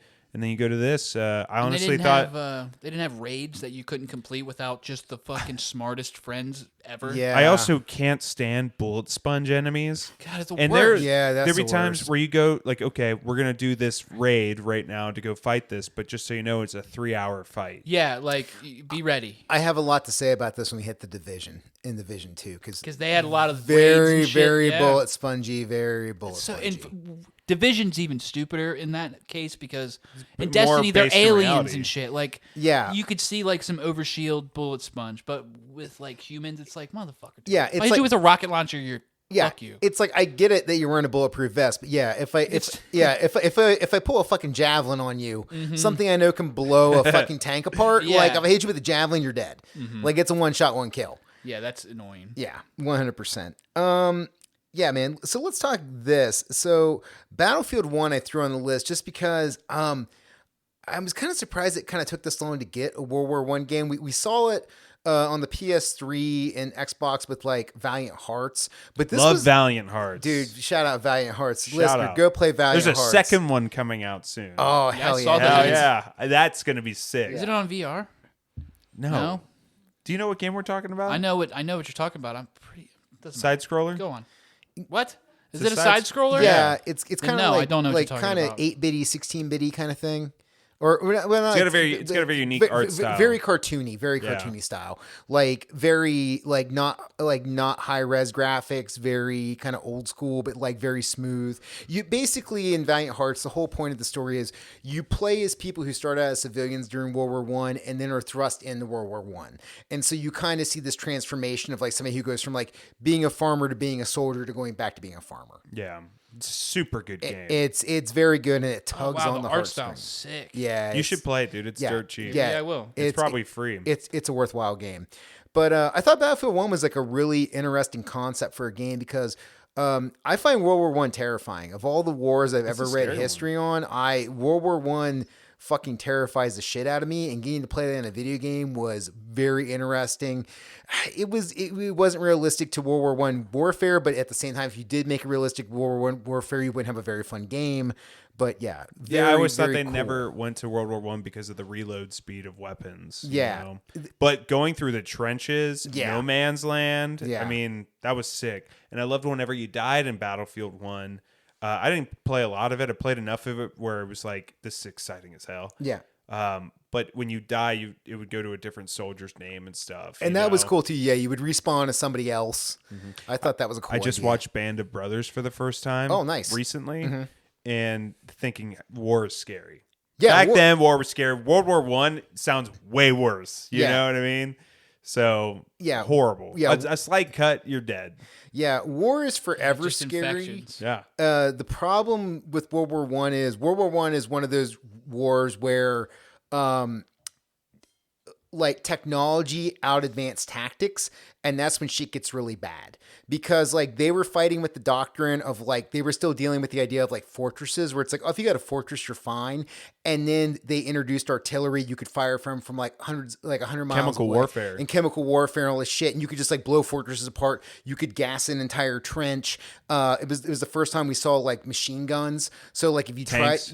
first time we saw tanks, first time we saw bombers. Like it was the first time that you ever saw Dogfights. Yeah, like dogfights and fucking airplanes used in combat, where like literally a guy would just like go over top of a battlefield with like a biplane, would like pull out basically little grenades and just drop them by hand on top of you, and you can't do fucking shit about it because you don't, you have like a single shot rifle that you're trying to shoot off at this guy. Now it's fucking drones. Dude. Yeah, that's Yeah. Drones dropping grenades on you. on other drones and shit. Which is also crazy to think too, guys, because you think about it, World War One happens in like what, 1916 through like 1920 20 something. And here we are 100 years later with drones. You know, I mean, look how quickly we've advanced what people can do. I mean, eventually it should with be robots technology. versus robots. Titanfall. Sorry. Yeah, we Be might some we Titanfall might shit. be towards Titanfall. We might be heading But towards without mechs. like, people in them. No, I was so I watched like a lot of stuff on a lot of random so right now I've been watching like a lot of things about like world wars and conflicts. I've been watching like a lot of stuff on YouTube about like Israel, Hamas, and like fucking before that, like Ukraine and Russia, the possibility of like America versus China over Taiwan, all this stuff. And they were talking about like the new fighters they're producing for America. And supposedly what's coming down the pike right now for the next gen of American jet fighters is they will have like their own little drone squadron that will roll with them. So like not only will you have a jet, but then you will have like little micro drone jets that fly beside you that also have their own weapon loadouts of guns and missiles. That's wild. And then like they have like a mixture of AI and what's controlled. So kind of think about it like you're in like a space game, like you have like shields around you. That's kind of what they're going to be. And like Makes me think of the movie this Stealth. yeah, Just to think, a year ago there was just spy balloons, yeah. And now this. Now we got drones surrounding jets with guns all around. Fucking terrifying. Speaking of terrifying, Fallout 4. That would be terrifying, but Fallout 4 was really good. Fallout 4 was a blast. That was the last Fallout I think I really had a lot of fun, and I wanted to love 76, but I just can't because of the whole online component. I did not like Fallout 4. I'll like the next main series one, I'm sure. Pat, not a fan of Fallout 4? I've tried it like 4 times. Did you like 3 or New Vegas?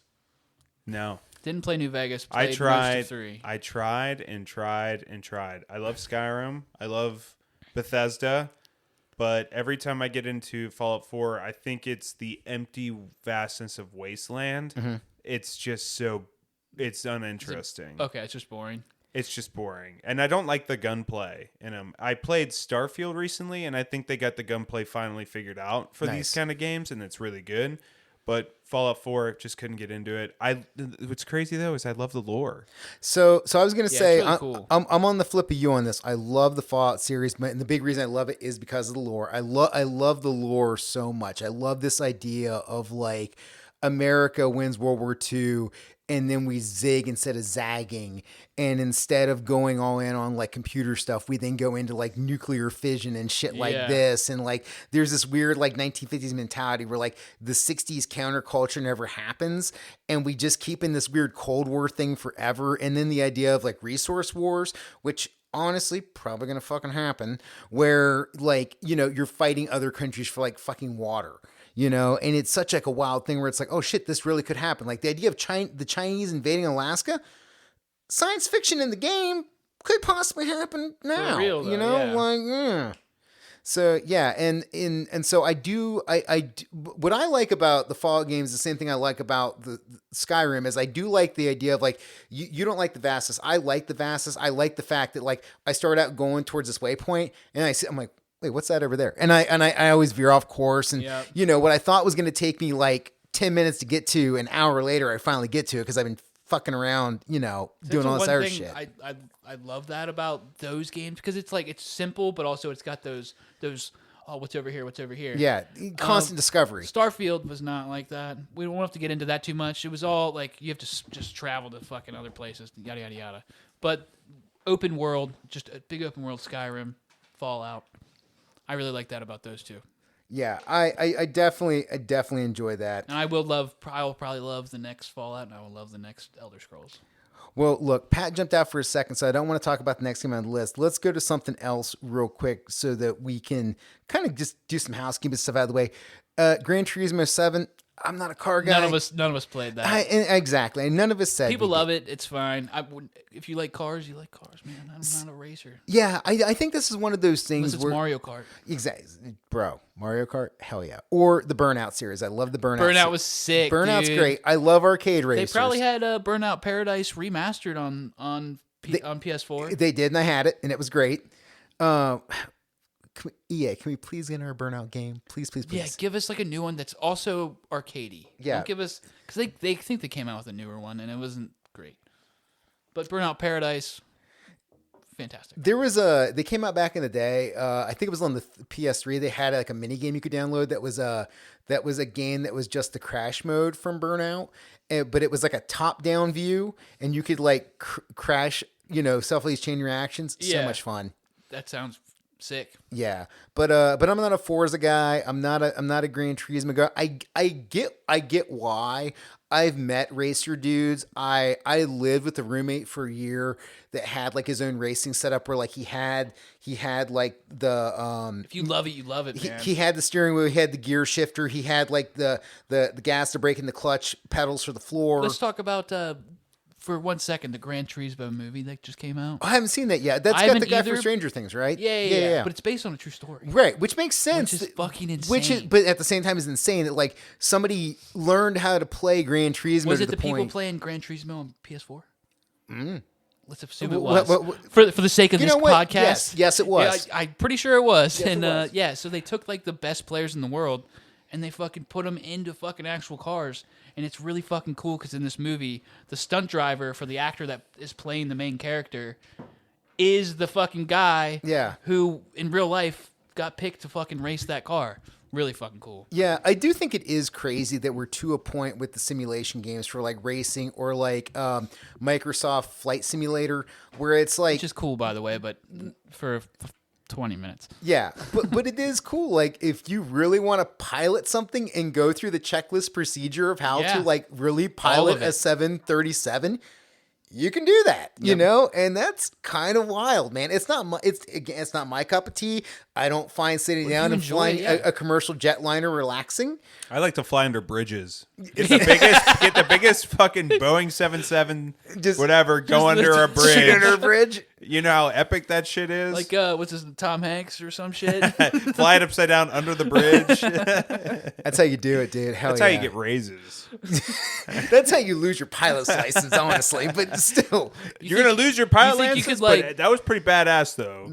Like, go sideways between the Twin Towers, you know what I'm saying? This is Project Badass. is that what you think the terrorists are trying to do? You think they're No, like, It was a imagine, trick. Yeah, imagine, it was a bad imagine last trick. minute somebody fucking punched him out and Tom Hanks it. just What a hero. slid last right minute, through. last second. Tom I guess Cruise is on two the plane. people would have to do it. It- two Tom Cruises or Tom Hanks. Well, Mark Wahlberg has Tom Cruise Denzel and Tom Washington. Hanks on one of each. Sorry, we don't have to go into 9/11 stuff. Well, I will say that Mark Wahlberg What are did you say doing? that if he was on one of those planes, 9/11 it's wouldn't on my have happened. podcast. So Who was Mark Wahlberg. What happened? Mark Wahlberg was on a radio interview and he was talking about 9/11. He was like, if I was on one of those fucking planes, that wouldn't have happened. It was like, Jesus, dude, the fucking gall and the balls All right, Dude. Marky Mark. to be like, hey, you know, like the worst terrorist thing that happened on U.S. soil, not on Marky Mark's watch. No. Not if He's I got was this Calvin there. Klein's on. He's ready to go. Yeah, I've been working out since fucking Yeah. 2 in the morning. 2 in the morning. Are you I go to kidding bed me? at 7 p.m. every night. Yeah, Got another movie with Will Ferrell coming out. That ain't happening on my watch. not on Marky Mark's Transformers watch. 10.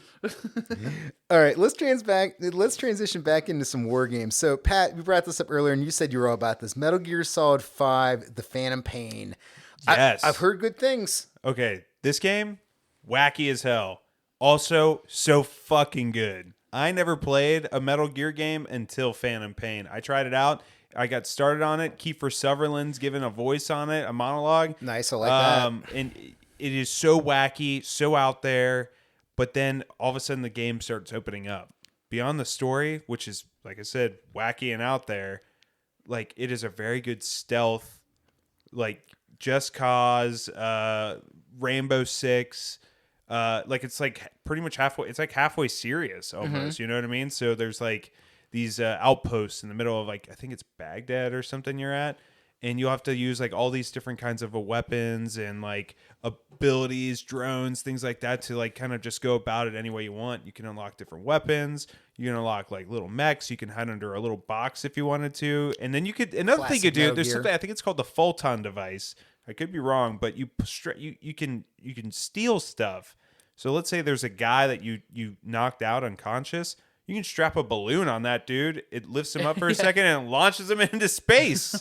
Hell yeah. And then he's on your team then. And you could do that with cows and other things. You can strap like 3 of those bad boys to a tank and just like steal the technology.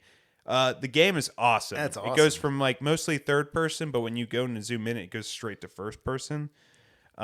Fantastic games. I highly recommend Phantom It's Pain. like the last one, though, right? Yeah, that's the last one. Well, they had like some other one which was like it didn't have Hideo Kojima that was involved on it. Yeah, and it yeah, was like yeah. Yeah. had some zombie shit on it, and that didn't get very well. Ground Zeroes, that's what it was called. But Phantom Pain, absolutely wacky adventure. I highly recommend it. It is a huge game. I don't know if you're going to get anywhere story-wise in the whole thing. I don't even know where to begin to tell you what the story's even about. The lore of Metal Gear is insane. It's like trying to keep batshit insane. Like I tried to play a few. Like I played Metal Gear Solid for the PS1 when it came out, and I remember trying to play like Sons of Liberty or something after that. I'm just like, the fuck is happening in this game? Like what is this? Who is this? What is happening? There's Big Boss. There's Liquid Snake. There's Solid Snake. Metal Gear? Yeah. It can't be. Yeah, well, and then we talked about a little bit about Quiet earlier, which has been a controversy. Which is So there's like a side character named Quiet, and she's basically wearing like a bra and panties. Like- but she doesn't talk. But the lore behind her wearing bra and panties and the whole outfit, she doesn't talk at all, is because she breathes through her skin. Okay. Like she's like some sort of amphibian or something. Mm-hmm. And that's the only reason you see her in a thong all the time. She can't talk through her skin. No, No. but she's a badass skin sniper mouse? though. yeah, Yeah, she's a badass sniper. You can get like these side characters that can do like certain things for him, but you could also kill these people too. So like the whole story can be It's up to changed you. up. Yeah, Okay. yeah. Like Quiet was a villain at first, and then you can recruit her if you're able to like sneak up on her or something. But you could also kill her, and then she's not part of your party. There's also a dog. diamond dog or whatever, and he can do stuff for you too. And there's all kinds of things. It's fascinating. You can recruit these guys to bring in helicopters and bomb the shit out of places. It is awesome. So highly recommend Phantom Pain. Just transfer right into the next Kojima game. Which is Death Stranding. Oh, good call. Okay, nice. I like that.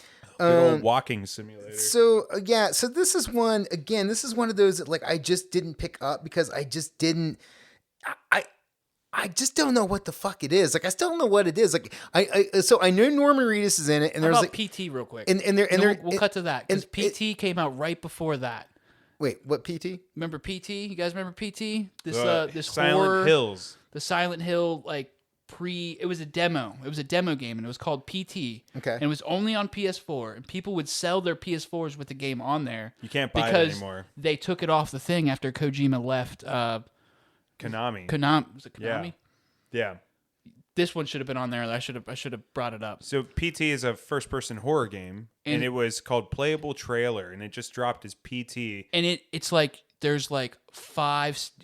Look it up. You for look 2 up. seconds, You're in a might see house. it. It's fucking insane. If anybody, all the listeners know what we're talking about. It's a psychological horror game. It's fucking scary as shit. You just walk down this hallway, you turn left, and then you're in like this walk-in area to a house, and then you walk through this door, go down some steps, and then you're in the fucking same hallway. It just repeats. and It's a it loop. keeps repeating. And I think Every time you go through something different Oh happens. yeah, I saw this online. Yeah. there's Yeah. it's a very crazy and weird puzzle that you have to figure out. Yeah. And like people didn't figure it out for months. And after they figured it out, it was the trailer to Silent Hill with Norman Reedus as the main character. And I think Guillermo del Toro was involved too. maybe, but then Kojima got Yeah, he axed split. or he left or whatever. He left them. Bad blood. So he went and worked with Sony and made Death Stranding. Death Stranding. Yeah. Yeah, I just didn't understand like what was going on with Death Stranding because again it was like is Norman Reedus and there was like a baby or something. He was carrying the baby and going Death across. Stranding, yeah, that was- I didn't beat the game, So but I think the it's a rain weird makes one. you young. No, Or it makes you old. It makes you it's called Timefall. So Timefall is like a rain. like a better name. I don't know how it happened, but when people die, they turn into nuclear bombs. Okay. So you have to go and burn them somewhere. And also when it rains, Timefall, and it makes time go really fast. And then there's like these spirits that are walking around called BTs, and they're invisible. And if they grab you, I think they also make Love you age BTs, and die. dude. And What's that stand for? big titties. I don't know. You tell me. I didn't play the game. Is that what you're saying? I'm just asking you. Butt tickles, love butt tickles. Butt tickles, Love butt cheek tickles. And then you have these babies, which were, if they're born during like stillbirths or something, they have the ability to communicate with these BTs. Okay. And that's kind of what they're for. So it's really weird. There's also a big Monster energy drink thing going on with Death Stranding. Wait, there, what? There was because like in your thing, I did see this. Norman Reedus would just be drinking a Monster every now and then. Like sure, You have like an apartment or something that you can go to from time to time, and it's just Norman Reedus doing like, he can take a shower, or he can sit on a bed and scratch his head, or you can chug 4 Monster energy drinks, or you can do a couple get the finger guns shakes. at the. Yeah, You can it's scare the camera weird. or something. It's really weird. Norman Reedus is probably like, "What do you want me to do right now?" Yeah. Also, from this point going forward, I'm not going to call him Norman Reedus. I'm just going to call him Daryl Dixon because at this point he is Daryl Dixon. Yeah. Like he did The Walking Dead for over 12 seasons, and now he's still going. Sir Daryl Dixon in now England. now he's got his own thing going on, and it's like you're just going to be Daryl Dixon forever. Sir Dixon. Yeah. So Daryl Dixon. Dicks out for Dixon. Yeah, Dick's out for Dixon There in you Death go. Stranding. So yeah, man, he's just such a weird. Is there action in the game? Like do There you fight can shit? be. There Or- can be. So it's not. No idea. The whole thing is meant to be Stuck on BTs. it is like a walking simulator, so you have to plan routes and you have to carry like a ton of stuff. So the communication's weird, outposts are all over the place, and you can build highways, and it's about connecting people. So you'll have like a whole pack of like guns, for example, in boxes, and you have to carry them on your back, and they're gigantic, but you have to keep balance as you're walking this difficult terrain, and you have to stay out of the rain. And there's these things called mules, and it's like M.U.L.E. Please, dot- by what all does that means. stand for, Ryan? Mules. I don't know. How do you spell mules? MULES. Yeah. Men usually like equivocant. equivocally. Masturbating under lubrication ejaculations. Yes. Yeah, we'll call it that. Yep. Yeah. Mules Luke Darling would be very proud to of hear you that. and not me. He'll listen to this and he's gonna be like, "I love these guys." He's like, this guy brings everything back to jacking off. Class. Perfect. Yes. But yeah, the mules, they have guns and they can shoot at you and you can kill them and then you can take their guns and their stuff. Yeah, but it's not about shooting or anything like that. It's about just getting things from one destination to another and getting it the most efficiently way there. So I can understand why people like it. It's not everybody's thing, but it's like you have the satisfaction of like, oh, you're planning out this route and you're going to take the easiest Imagine like route, an you know what I mean? Amazon driver coming home to walk packages. Yeah. I don't. Okay, guys, can we move on? Next. You know It's what? a weird one. All right, we need a palate cleanser here. We need something dumb to counteract the high. Please, by all means. Okay. Doom Eternal. Doom Eternal, is that a platformer? Oh, Let me ask you man. guys, is Doom Eternal a platformer? You're not gonna like us. I What do you mean? We didn't like. I love you Doom- loved I it. love Doom You hated Eternal. everybody in the pod because we didn't love it. That's fair.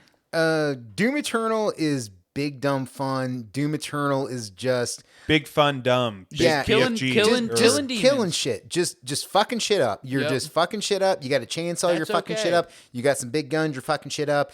It's got a cool like gent soundtrack. Oh my god, I- Mick Gordon. Yeah, I love the way the music interacts in that game. Where like if you're just in a room and you're picking up supplies, it's just kind of chilling in the background. But as soon as one imp shows up, or maybe some other people walk in the room, Is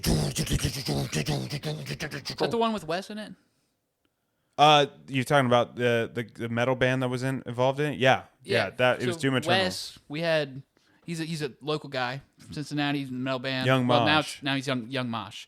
But we've had him on the podcast a bunch of times on Late Start. Yeah, But and he got recruited to He's be a really on good. He's a really good buddy of ours. But he put his vocals in for audition for the music, and he got in. nice, hell yeah, So he's dude, So he in the flew fucking- down Yeah, they with flew him Mick down. Gordon. They paid him. nice. They did like a whole thing. It kind of blew his old band up, but now he's bigger with his World new We thing. Knew or something? The world I knew. Yeah. Yeah.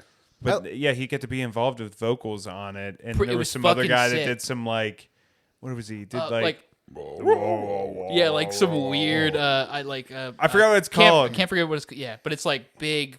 kind of metal vocalist, and he's like super Weird. standout on it. But yeah, the music was phenomenal Oh, yeah. on that gameplay. Can't I love deny the that. fast gameplay, and I honestly love just like completely fucking destroying demons. Yeah. That's cool. We talked earlier about what you look for in a game after work, where you've had a bad day at work and work sucks. Yeah, that's fair. Doom Eternal is That's so fair. great for that. Where you just come home, you kick up your sound system, and you're just ripping through shit. Oh, to a Like, badass soundtrack. I mean, yeah, great soundtrack. You're just murking shit. I mean, this reminds me of like back in the day when I would just like come home and play Gears of War, because I'm like, I would need something Fuck big yeah. and dumb and loud, and there's guns and I'm shooting shit in the fucking face. Chainsaws, Yeah, chainsaws. testosterone. Yeah. Oh yeah. Yeah, And just ripped motherfuckers. yeah, exactly. Look, people that design games, this is what we want. Okay, get more muscles. yeah, exactly. I didn't know what you said for a second, but now I understand. Dude, Pretty that's good. based as fuck. Hell yeah, Pat. That's exactly what we need.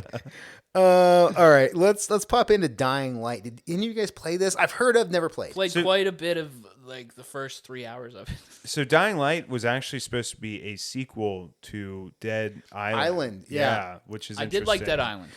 The first Dead Island, I did not like it. I got mixed beat it. feelings. I will say Dead Island has one of the top 5 most iconic trailer preview videos ever. Oh yeah. With like the fucking reverse camera Oh, and, yeah. and the daughter flying out the window That and was sick. attacking and all that. And it was like, here's what it's supposed to be. And you get the game and it's like, hoodoo you voodoo. And I'm just like, what the fuck is this? I did not sign up for this. Yeah, it was kind of a shift there, wasn't it? Once you've actually picked up the game, and it's like, oh, I that guess trailer really sold it for yeah, me. the trailer was awesome, but I guess I just kind of go around and melee hack a bunch of fucking zombies. Yeah. Oh, my weapon broke. Yeah, now I kinda gotta get a fucked. new one. I gotta get an But you ore. could be co-op. That was Which pretty is cool. cool. I will say with Dying Light, I did play a little bit of that online with some buddies. I did not love get the very parkour far. aspect because Yes. I loved Mirror's Edge. I fucking loved Mirror's Edge. Same. I know that And, game like the back of my hand. And this game, it was like, dude, zombies, parkour, guns, weapons, cool. I fucking hate when weapons break. I fucking can't Yeah, do it. not I a fan. can't. But even Unless then, it's dude, Zelda. it was hard. It was hard for me, man. I will say there was a time in Dying Light that I played with Ethan one time, and I swam out all the way to this tiny little island in the game, and there was a sword that was sticking out of like the rock. Yeah, it was and like it was called Excalibur. Yep. I don't remember if it had powers or something like lightning It was powers just- or it was- something, yeah, I but think it might have. was fucking people up with that sword. They have for a bit. 1,000 Easter eggs in that game. Which Yeah. which I liked about it. It's kind of goofy in that way, but it's just a zombie fucking hack and slash fucking gun game with parkour. Yeah, and Scary at night. Yeah, at night the zombies get fucking with tough. with the blurry with like the light up eyes and shit. Yeah, and they that get is scary. faster and whatnot. Yeah. But other than that, it's like- Variants? No, they're something with a V. Whatever, it doesn't matter. but Virgins, they're just a bunch fuck ton of virgins. red-eyed virgins. fucking virgins. The virgins are out at night. You ran like hell. All these incel pussies tried to fucking take me down. Just pissed. I hit him with an electrified boat to oar. It was fuck. great. All right, Rocket League. Speaking of big dumb fun, Love Rocket League. Couldn't do I it. was terrible at it, but I have probably sunk like 100 hours into it altogether. But it's like soccer with race cars. which is a crazy thing to like merge together, but yet somehow it really Really works. I mean, people love it. to People this love day. it. The physics engine is just fantastic on it because you could just spin around. You were launching yourself. If you could like really speed yourself up to line the perfect shot and miss it by like a centimeter, and then you're like on the other side of the map. But it's like unbelievably competitive. And when a goal is shot, it's a big explosion. It's exciting the whole time. The music, believe it or not, is amazing. I actually bought that soundtrack. Really? Nice. Yeah, Hell yeah, dude. and Like, it, like yeah, a it was CD great. Or On like iTunes. It was like right before I got into like okay, Spotify, that's but cool. Whatever. it was fucking awesome. You spent It's a $5 sick. on something you could have had. It was probably a little bit more than that. Who knows? I hope it was $30 or something It ridiculous. was like 10, 15 bucks 10 probably. bucks sounds Yeah, about right. but Now I'm gonna have to go look up and see if there's a vinyl for Rocket League. There Oh, I probably bet- is. I There's got to be. There has Rocket to be. League There is has to be a huge. Rocket League record. you could use the Batmobile in that game now, Yeah. which I saw, which was pretty cool. Which is also the get interesting Lightning thing McQueen now. in that bitch yeah, now? Yeah, where they started incorporating in like other famous cars, which I mean, is that's all they can do. but which is also cool because like when you start to think about like how many famous cars are like Mad Max's Interceptor or like Echo One from the Ghostbusters or like what about them Duke boys? You think Yeah. they're gonna be adding that one? all right, so that car's Four. already in. they're gonna do some of that flag in 2023. they're gonna replace it with a fucking LGBTQ plus flag on top. They're like, we're trying. Them Best of Duke both. boys I'm are playing at it both again. sides, so I'm always on top. That's how Rocket League developers are. But you could be in a Warthog. I always thought that was kind of cool. That's Yeah. cool. Yeah. But Rocket League was always a ton of What's a fun. famous PlayStation vehicle? Well, I don't. The first thing that pops in my head would be like Sweet Tooth from I was about to Twisted say. Metal. Yeah, yeah. those would be. Yeah, those are good. Yeah. Good. Yeah. Call. Or something from Gran Turismo. Yeah, but that's cars. I know, right? But that's the thing too. But like a whereas, Warthog's fake. That's Xbox, and then but like anything from Twisted Metal would be great. They don't. PlayStation doesn't really have a lot of cars, do they? Besides real cars. Yeah, we were talking about that earlier. Crash When Bandicoot you Racing? stepped out for a second. We pretty much. That's we, on we- Xbox. It was just like we started talking like Green Turismo and like a little bit like Forza. It's just like, do you play it? I don't play it. Okay, cool. Like they don't Brought up the movie though. I saved the day. yeah. Saved the day. But I'm right there with you. Where I'm just like God, I can't really think of like a big racing game. No, I can't. I mean, those exist, but I'm just not interested. I went to the restroom earlier. You guys mentioned Burnout. Oh, Burnout Yeah. was great. Burnout. See, now Burnout I like Revenge that. is I my like- shit. Brother. Brother, you got some hell good yeah, there. Hell yeah. Yeah, hell yeah. Get Hell revenge yeah. together. Yeah, again, killer soundtrack. So Was good. that 3? Burnout 3?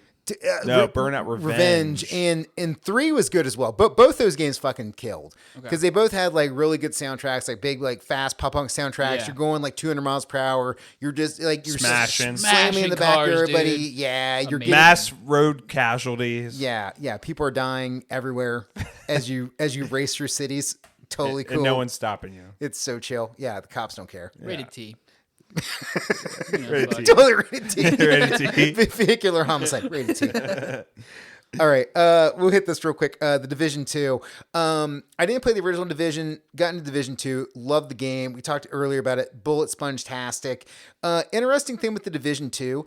So the story of the game is that a virus gets unleashed on America, and it fucks people up. And then people proceed to try to overtake Washington D.C. and try to overtake the White House, and then the White House gets turned into a like frontlines mission. So you have like this weird like.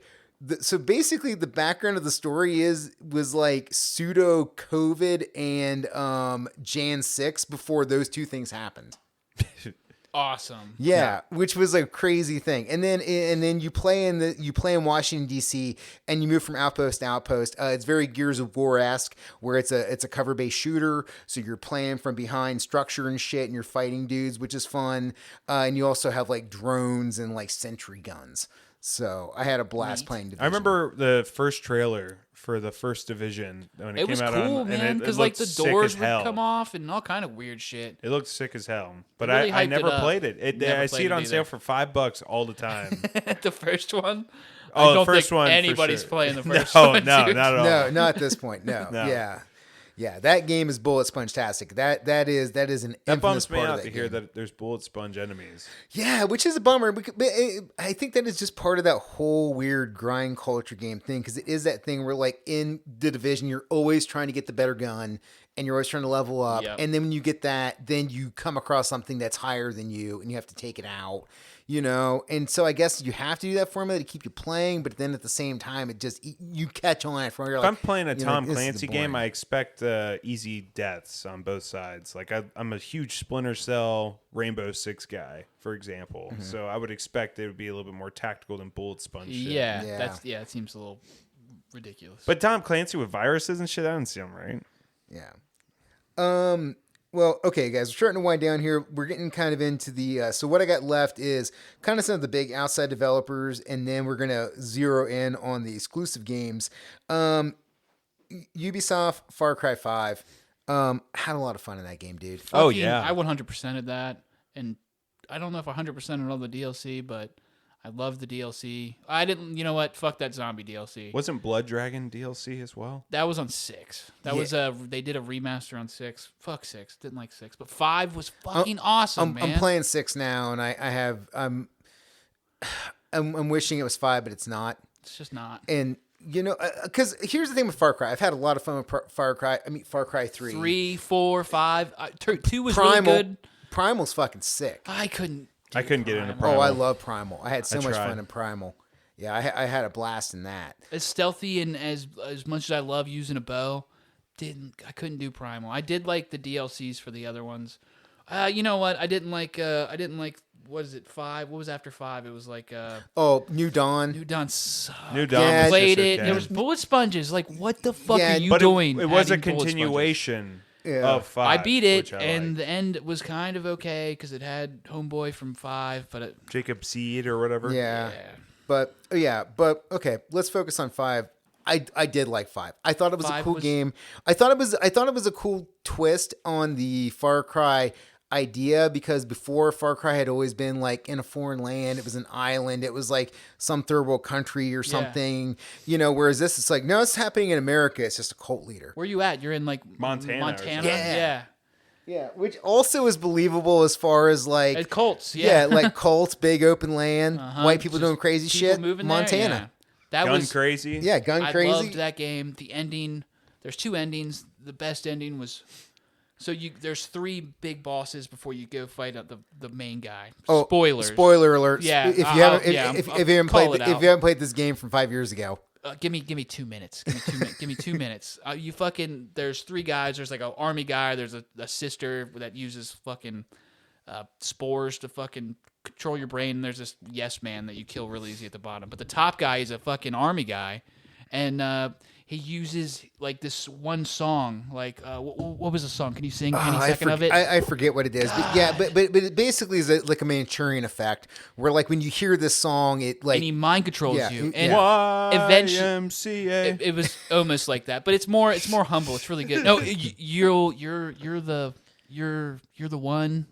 You ain't Fuck. nothing but a hound dog. It's not that one. God damn it! It's gonna be longer than 2 minutes now for the spoiler. from the warning. windows to the wall, to the wall, to the sweat drops it's only down you. my balls. It's only you. That one. Okay. So it's that song, and he plays this song, and then you like he sends you into this trance. You start killing people, and eventually he sends you into this trance, and you kill people in your own base, and he fucking mind fucked you. And then so you kill him, and then obviously you go kill the fucking main bad guy at the end, and you don't kill him. No, you arrest him, and you're taking him out of the fucking state Yeah. to out of the state to some fucking military plate. But the song comes on the fucking radio, and then your guy goes black, and you just it just makes you think like, well, it's implied that you killed everybody in that thing and saved him, and then New Dawn, your guy is in there as like the hooded figure with the bow. Yeah. And he's like he's Seed's fucking right hand man. Yeah. Crazy. I loved Spoiler the side over. character Cheeseburger. I have a very Cheeseburger rules. He's a bear. He's a bear. I remember one time there was some. Would you fuck Cheeseburger or only in Baldur's Gate? Only in Baldur's Gate. Okay. Would you cut Cheeseburger open and wear him like the suit from Midsummer? I would grill him like an actual cheeseburger. That's cold, dog. But what? Keep Well, him let me finish alive. what I was saying. Sorry. So I remember there was like an enemy that was like shooting at me, but there was a lake, and instead of him like going around the lake, he decided to swim towards me. Sick.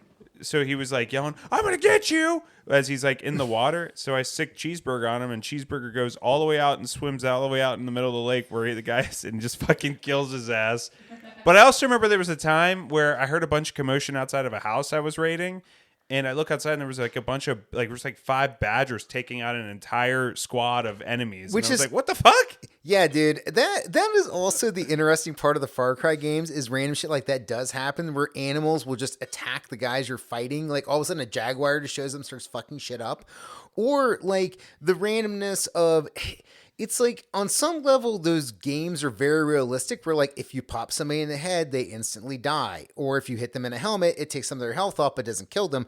But then like you also have companions that are things like Cheeseburger that is a trained grizzly bear. Yeah. Or like in 6 where like you hang out with Chorizo, who is a dachshund that was paralyzed. His back legs were paralyzed by an IED, and now he has like a little wheelchair that he like follows you around in. And so like the whole world of Fallout is so weird because like there's some parts of the world that are very realistic, and there's some parts that are just batshit insane. Oh yeah, yeah. 5 is a masterpiece of Far Cry. So I agree with that. Yeah, definitely go down and play Far Cry 5. All right, well, let's keep it with this. Red Dead Redemption 2. I've not played any of the Red Dead Redemption games other than like the first hour of the first one, You're but missing out. 'Cause people love it. You can just play the second one without playing the first one. You'll be all right. Isn't it's Luke a prequel. is Luke Darling a huge Red Dead guy? Oh yeah, we remember play that? online all the time for Red Dead Online. Red Dead is fantastic. It's probably the best game that was released in that generation. Like it's unbelievable the things you could do with fucking that. amazingly beautiful for the fucking consoles it was on. I mean, It's honestly next it's would next take gen pictures from for. it. It's crazy. All right, It's crazy. So as a guy who is like, I've stayed away from it from this long. I played. It holds up. I played Grand Theft Auto 5 and I liked it. Like I said, I played an hour of Red Dead 1 and I was like, I don't get it. Like, give me the sales pitch on 2. Like what is Red so Dead 2, cool in this fucking game? That You I are have a to cowboy. It's Cowboy Simulator. You Arthur have a horse. You feed your horse. You manage your horse. You can like you can like get weapons. You can customize them. You can clean them. You can join gangs. You can rob banks. You could do anything. There's That sounds KKK like too people much, out there. though, You can just go maybe. and kill. But also the story. Let's just cut it down to as simple as the God, story. The characters are phenomenal. The characters are fucking amazing. The story's fucking phenomenal. The visuals are it could be I'm like good. I'm good. PS6 visuals type shit. For a PS4 game, it was insane. If you play it on your PS5 now, it's probably, I don't know if it's upscaled. They but haven't done the update yet for PS5, so it runs just as well as it did on PS4. It looks fucking insane. If you want to deep dive into a game and just like completely suck You'll- yourself into it, you would Red enjoy Dead it. 2 is a masterpiece of storytelling game. Oh man, it's great. It's unbelievable. It's cozy to play. Yeah, unbelievably beautiful too.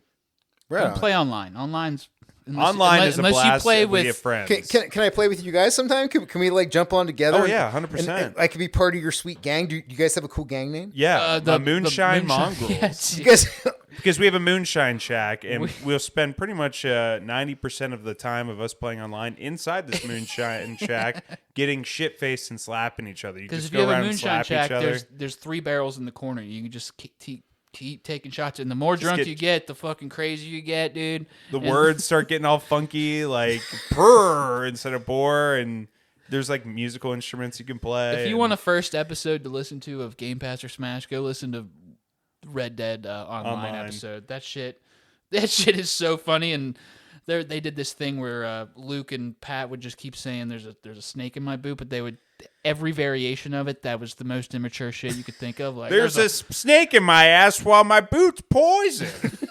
I just pulled a snake out of this poisonous boot. I have a boot up my ass while I have a poisonous snake. I got some snakeskin boots and now I'm poisoned. it's just fucking We would just say ridiculous. this over and over and over and Your wife over would get again, pissed along with off. Kung Pao references. And Rachel, my wife, would be like, "Will you please stop?" And we wouldn't.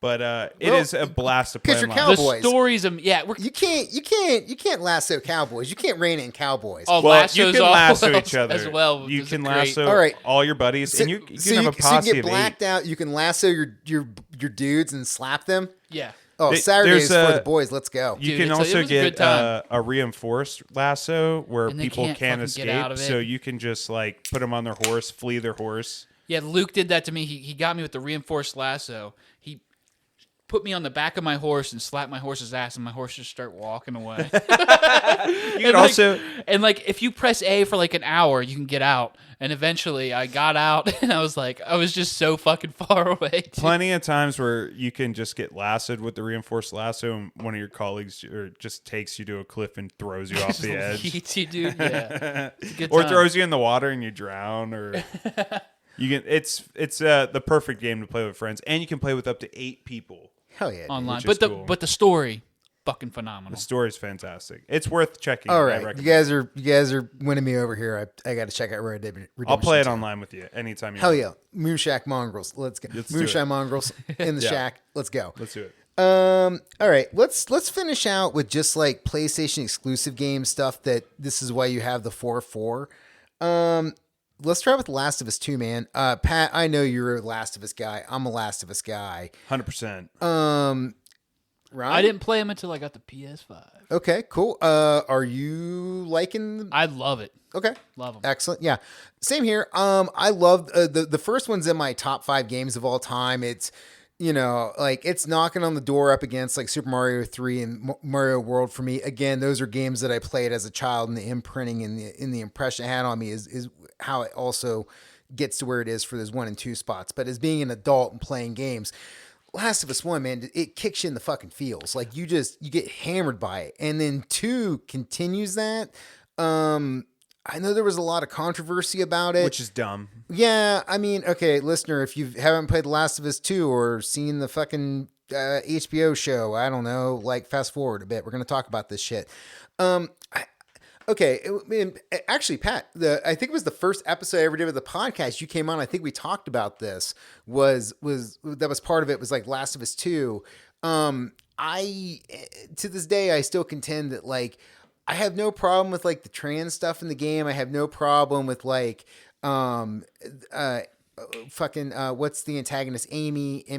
Abby. Yeah, like Abby being like very built. Because like I have multiple friends from like lifting for years that are just like women that are like fucking hulking, and that's fine. Like it's not. It's also a thing to really me. good attribute to have in a fucking zombie Yeah, apocalypse. in the post-apocalypse, to be able to like be like a 190-pound lady that's walking around that can fuck up people. Yeah, that's a pretty good. I wouldn't want to thing be punched have. by Abby. No, it would suck. Like, yeah, getting hit by a woman that large, not fun. The game is so brutal, and it's so human as well. That's another thing about it. Is like you shoot an enemy, and like one of the enemy's teammates would be like, "Jerry, they killed Jerry." Yeah, the other person's that name. game And that was shit really is good crazy. about that.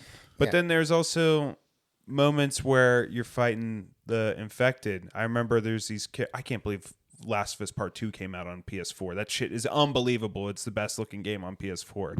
Yep. But there was like a moment, there was these characters called stalkers, which are these like infected that kind of creep. They only come after you when you're not looking at them, kind of thing. And I was stuck in this like apartment building. They're always the hardest for me to fucking deal with. I was in an apartment building. Such And a I have my bitch. You shotgun. better have a shotgun, yeah. I have my shotgun. I'm running around this apartment complex, and I'm like freaking out. Like I get chills right now. I'm just running through. I just got to find my way to point A to point B. And I remember I was heading into a kitchen, and I'm hiding behind this fridge, and I'm loading up my shotgun bullets, and I turn around the corner just to peek around, and I see one of the stalkers on the other side of the fridge peeking its head out, staring at me. And then it fucking scared dips. the shit out of me. And then No, it dips. I Oh, did you shot shoot it in it? the head, and I was like, "Holy shit!" And I killed it, and I ran. But I'll never forget that moment where I was like, I thought I was in the clear, and I turned around, and the thing's head Motherfucker's sticking right around. there, It's literally dude. on the other side of the fridge, staring Yeah. at me. They knew how to make that shit fucking scary, yo. Seriously, so goddamn good. That is a game. If you want to feel sad, play it. But I feel like I have to be in a mood to play it. I've been wanting to replay too. Both stories are really good. 2, gameplay wise, was just phenomenal. masterpiece. yeah.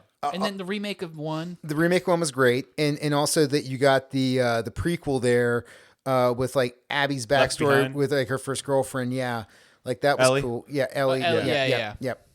But yeah, so things went home with 2 real quick. Going back to like controversy stuff on this, I also didn't get the whole trans controversy on it. It's just like you're telling me in a world of zombies, there's not going to be trans people. Like it's a post-apocalyptic space. Trans people exist now. Trans people are going to exist in the post-apocalypse. Like fucking deal. I don't know what your deal is. It's just people You care a thinking little like, too oh, much you're about trying that, to push guys. that. It's like, dude, who cares? it's man? just reality. This would exist. But And it made for a good story. It like did. That concept made for a good story. So I don't know. But then to get into like stuff that I really dug in the game, like the whole gameplay of that game. If you go on YouTube and watch like speed runs of that, where like people will set up and play a level and watch people systematically take out all of the enemies in the game, it's incredible to watch. I'm gonna have to watch that maybe tomorrow. Yeah. Last Speed of Us runs. speed runs. Yeah, if you look up on YouTube, look up like The Last of Us brutal kills, and people put together like they'll go into one of the sections where there's like 6 people, and they'll systematically take everybody out, and like they'll do it in cool different ways with arrows and shit, and like they'll set up IEDs and stuff. It's Same really thing cool with, like, to watch. Far everybody Cry. watch I Going was- back to Far Cry, have you ever seen those? Like where they'll they like speed run a base, yeah. or like just do a crazy like they'll shoot an arrow up in the sky Yes. and then push a 4-wheeler down the hill and crazy chain reactions, that kind of shit. I was an that aggressive shit. Last of Us player, meaning like I didn't really do a lot of sneaking. I ran in, and Sometimes I I went would do from that, person too. to person to person, and I ran to each one, and I would, I would just sneak go and for like maybe a aggressively. minute and go, I'm fucking sick of it. I'm sick of it. I really like sneaking, but as I get hard. older, I don't care to wait that long anymore. Yeah, there's no consequence if I don't wait. I just start over. I'm usually with you guys. I'm usually a Frank Reynolds, and I went and I started blasting kind of guy.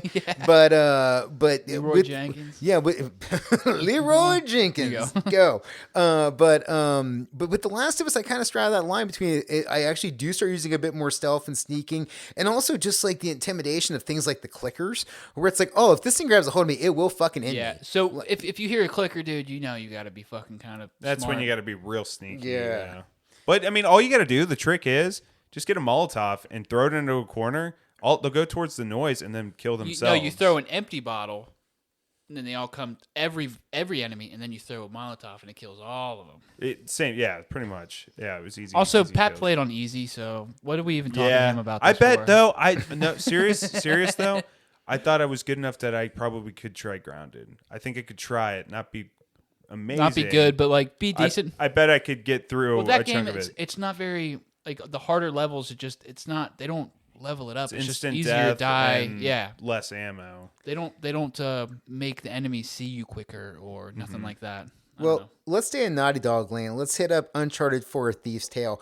ahead. I've not played, Pat. We brought this up. You instantly popped. You were like, oh, shit, this game's great. If you wanted a cinematic adventure that you're going to laugh, you're going to cry, you're going to have just a good adventure, just go ahead and check out Uncharted. Seriously. I just watched the movie. It's treasure hunting. If you like the Tomb Raider kind of vibe, you like National Treasure, this is your shit. And the characters are Naughty Dog just does character development and dialogue. They really do kill it over there. They slay it, and the characters are just so great. Although I will say Nathan Drake, I don't know how he's such a chipper guy. He's probably killed like 500 people. He is a serial killer. He's a serial killer for sure. This man has murdered so many people. And he could not be happier, so I don't want to spoil any of that for you guys, but if you want a big fucking movie-like adventure where Should is we just watch a what happened before 4, or do they give that to you at the beginning of the game? Well, 4 is kind Here's of what like happened. I think they, as soon as I got out, they put me back in kind of situation, okay, where gotcha. he's like, he's been done with it for a long time and he's got this Okay, one so- last final adventure in him, Well, that's an easy thing to pick up. It's like, okay, he's been through some shit. I would say the first 2 Uncharted are kind of supernatural and Tomb Raider kind of esque, Yeah. where there's like monsters and stuff. 3 and 4 is where they really started getting grounded, and it doesn't really have anything to do with supernatural stuff. It is just human treasure hunters. It's human treasure hunting against like other humans kind of thing, and maybe some kind of like the hit movie. the movie with Tom Holland. And we Marky watch Mark. we And did. Marky Mark we did is that. Sully, the we did that weirdest for the casting. podcast. Definitely watch that one too, man. That's Look, brother, I'm just saying, you put Mark Wahlberg and Tom Holland on those 2 flights, 9/11 doesn't happen. on each plane. Yeah. Just split them up. Not happening. Ghost of Tsushima. Fantastic. I Beautiful. This is a masterpiece of a game. agree. That's only, like, if you ask me, if you were like, describe Ghost of Tsushima in one word, masterpiece. Like, Masterpiece. it's perfect. It's just everything I want it to be. The art, the style, the sound, the world. Again, we talked about earlier my love of the Fallout series, where it's like, hey, I know I'm supposed to go over here to this, but in like Ghost of Tsushima, I'm supposed to go over here, and then all of a sudden I roll up on some bandits that are fucking with some people, and I gotta fuck those bandits up, or all of a sudden like a fox pops out of some grass, and I gotta follow that fox. Because Go the fox fucking meditate and do a poem or something. Yeah, well, he's gonna maybe do Haiku. like a weird like hot tub thing. I gotta go. I gotta Oh, go. yeah, some that- spring. I gotta That's a- see Jin Sakai's ass right now. That's true. you gotta see this. You gotta see this. Gotta see them cheeks. Yes, You sir. know, he's got cheeks under those armor. Oh, But I will say the combat in Cheeked this up, game, caked up. I mean, this game is a masterpiece all around. It's got good combat was vibes. great. combat. The combat Oof. is fascinating because it's not like you're hitting the enemy, you're gliding through them. You know what I mean? You have styles to fight certain enemies. You have like air, earth, wind, water style, fire style. I don't know. There's different styles you can do. You can also like light your blade on fire, which is pretty fucking sick. But each one of those have their own move set, and you have to be strategic in how they come at you. But as you're gliding through them, it's just so goddamn smooth. And I tell you yeah. what, when you are done with a fight and Jin like wicks off the blood off his sword, and Yeah. you fucking slide that bitch Yep. back in, I was like, ooh, You I feel feel like like a a- bad motherfucker get some right fucking now. chills up your spine, man. But I love the confusion. But so you had like a blow dart gun, and if you got like the confusion one, you can like make them all fight each other and Yes. stuff. I love that. kind of take some shit from like the old Batman games. You know what I'm talking about? I was Arkham- just getting ready to Arkham- say that exact thing. Like, it does have that same vibe of the Batman style thing where, Pat, you described it as like a glide. Like, I kind of think of it like in that same kind of thing where it's like, it's almost like a song. Like, if like you're listening to music when you play that game, you can kind of like rhythmically get into Yeah. kind of a dance where you're bouncing back and can agree forth. with And that. then the other cool thing about Ghost of Tsushima is like you had to switch your fighting styles depending on who you were fighting. So then, listener, think of this. this, like you like stab this one person in the stomach and then you glide over to the second guy, but this guy's like a grenader, so you have to now hit the circle button to slice him, and then you would like have to hit the triangle button to like bounce off him to go hit like a heavy tank dude, and it's just like holy shit, like there's so much stuff going on. But if you do it like in a rhythm and you do it perfectly, it feels so satisfying. satisfying, dude. It's like holy fuck! I You just go through like through a them. whole combat confrontation Yeah. without taking a hit. You're badass. You're just dude. like, I feel like a Ronin Yeah. right now. You feel so good, and and the beautiful graphics. You also had the ability to, an interesting thing I thought about this game, to getting to destinations is you follow the wind. You follow the wind, and like you could see it cut through the fucking that was cool. That was the tall grass. Amazing. That was cool. Yeah, the way they used that. I also liked in the game just your armor and the shit you could get. Where you could get like full suits where you have like fucking golden Customize them. like golden deer antlers and shit, and you're You like also this get huge they samurai. had that- Fox, what's his name? What's that Fox game from like the old PS2? You're talking about Sly Fox. Sly Cooper. Sly Cooper. Oh, yeah. Sly Fox? Sly. I kind of like that. Was he a fox? No, he was a raccoon. Okay, but Sly. Yeah, They had Sly Sly Cooper. Cooper armor because that was the. These people made Sly Cooper back in the day. So and then they they had- made this. Like, what a jump! That's crazy. Something What I a thought was jump. cool. I love, customizing your outfits and stuff. But there's also like dye shops you could find. You could like get different And paint dyes your for shit. your armor. But I remember they made the Iki Island DLC, which is like a third of the Did whole not game. play that. I It's didn't play that. gigantic. I couldn't do It's it. gigantic. But they had this monkey should. armor you I'll could go back. get, which was badass as fuck. When you get a chance, listeners, look up the monkey armor from Ghost of Tsushima because it is so sick. But yeah, you As could, both of us do it at this moment. yeah, everybody look it up. It's sick. But yeah, I love that game's a masterpiece. One of my top 10 games ever. And I would hope, I don't know, they did do a PS5 director's cut, didn't they? I think I Yeah, 'cause replayed I- it when they did. Yeah. it. So I didn't play it until I got the PS5, and I bought the PS5 version. God. And so the next one I think apparently is gonna be like Ghost of Tokyo or something. Ooh. so I feel That like that'd sounds- be pretty sick. I like that. Let's There's a make movie. that. Like Two. Well, how can you not make a movie? I mean, with the original actor. who the fuck does not want samurai yeah. movies? I know, and you can have like certain like filters on the game that you can play where it can be like an old classic, Yes. 1940s. Just want to watch him do 14 haikus in a row. There you go. Edric isn't bathing in a hot spring. Did you ever like pick the three things on a haiku, and you're like, man, I'm fucking smart. I'm deep, bro. Oh, Man, I was I'm smoking so some weed deep. before playing this. I'm feeling deep. I Yeah, really man. felt it when he said that one. You like yell it to your girlfriend or wife, like, "Hey, I just said some shit." Just so you know. Hey, what's this sound like? The earth I is made small. that. The wind is nice. Blood on the floor. Raging through rivers. What, you think that was cool, Rachel? Yeah, so totally cool, Patrick. Totally not a school Loser. shooter, Patrick.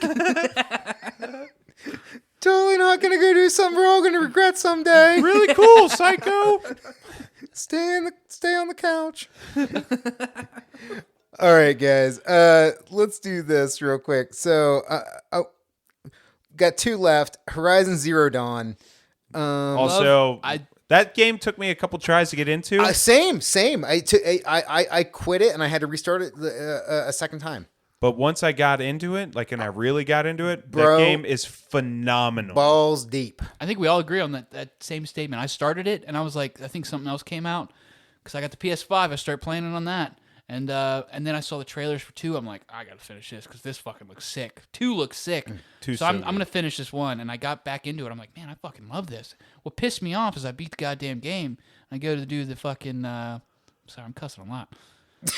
I go to do the heckin' DLC, and the DLC takes place before the ending of the game. So once you beat the game, it's like a Zelda game. It takes you back before the final mission. I was like kind of pissed about that.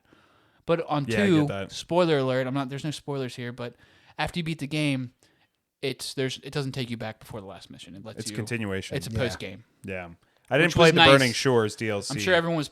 I didn't do that either, and I Yeah. kind of want to go back, but I feel like I'll suck ass. Frozen Wilds is pretty Also, cool. you though. got the PS5 VR, and you got that Call Horizon of the game Mountain. that's probably sick as fuck. Doesn't matter. Horizon's amazing. I'm gonna have to check it out. I got the fucking Lego. Oh yeah, of the Shout tall. Oh, out the to- tall neck? Yeah. Yeah, Tall dude. neck was fucking sick. Love the animal design too. Yeah, like same, robot very dinosaurs. much. Very cool. Tribes. Very cool. And I will say with Horizon Rest Zero in Dawn, peace, Rise. Silent. Silence. Yeah, Something the like voice, that. the voice actor of that guy. Oh, yeah. he died, I Yeah. think this Yeah, he year, or died. maybe last year. Yeah, that He dude. had like cancer or something. Yeah. In a that- hot tub or R.I.P.. something. R.I.P. Jesus Christ, I'm sorry. But Horizon, though, I will say had like I'm not going to spoil anything, but when they were doing the story and they were getting to the point, the real meat of what was going on with Ted Farrow, who was like the Elon Musk basically of the time, because this is like 1,000 years into the future. Yeah. Where Because the life- artifacts you find are like spoons and like phone, coffee like you have a mugs. phone in Yeah. your ear, and Yeah. that's like this Weird. crazy tech that you use for your menus and shit. But when there was the moment when they were talking about like the story and the twist in this game, I was like, that was one of the best goddamn video game twists since BioShock's Would You kindly? Would You Kindly? And I don't want to spoil it beyond that because you have to play it to know what Yeah. I'm talking about. The Zero Dawn protocol, basically. And that shit was wild. Yeah, I thought it was a really great example of creating like a whole new IP, a whole new world. And I totally 100% agree with you on like the character design in terms of like the enemies. I thought that was cool the way they approached like weird saber-toothed tiger robots and shit, and the way they would patrol areas and stuff. Also the fact that you could like hack them, which was super cool. And also one of the trapping them, and then like just and even trying to figure out how to kill them because of like different things having different explosion points and stuff. Well, like when you fight a Thunderjaw, which I think is the T-Rex of those worlds, and you have like the trapper ropes where you can tie it down, and then you put a bunch of traps where if it walks over, it will electrocute them and stuff. Like you can do like perfect planning executions on these creatures. It's awesome. Yeah, it's way fun. Yeah, super good game. Highly recommend it. All right, guys. Final game of the night for me, God of War.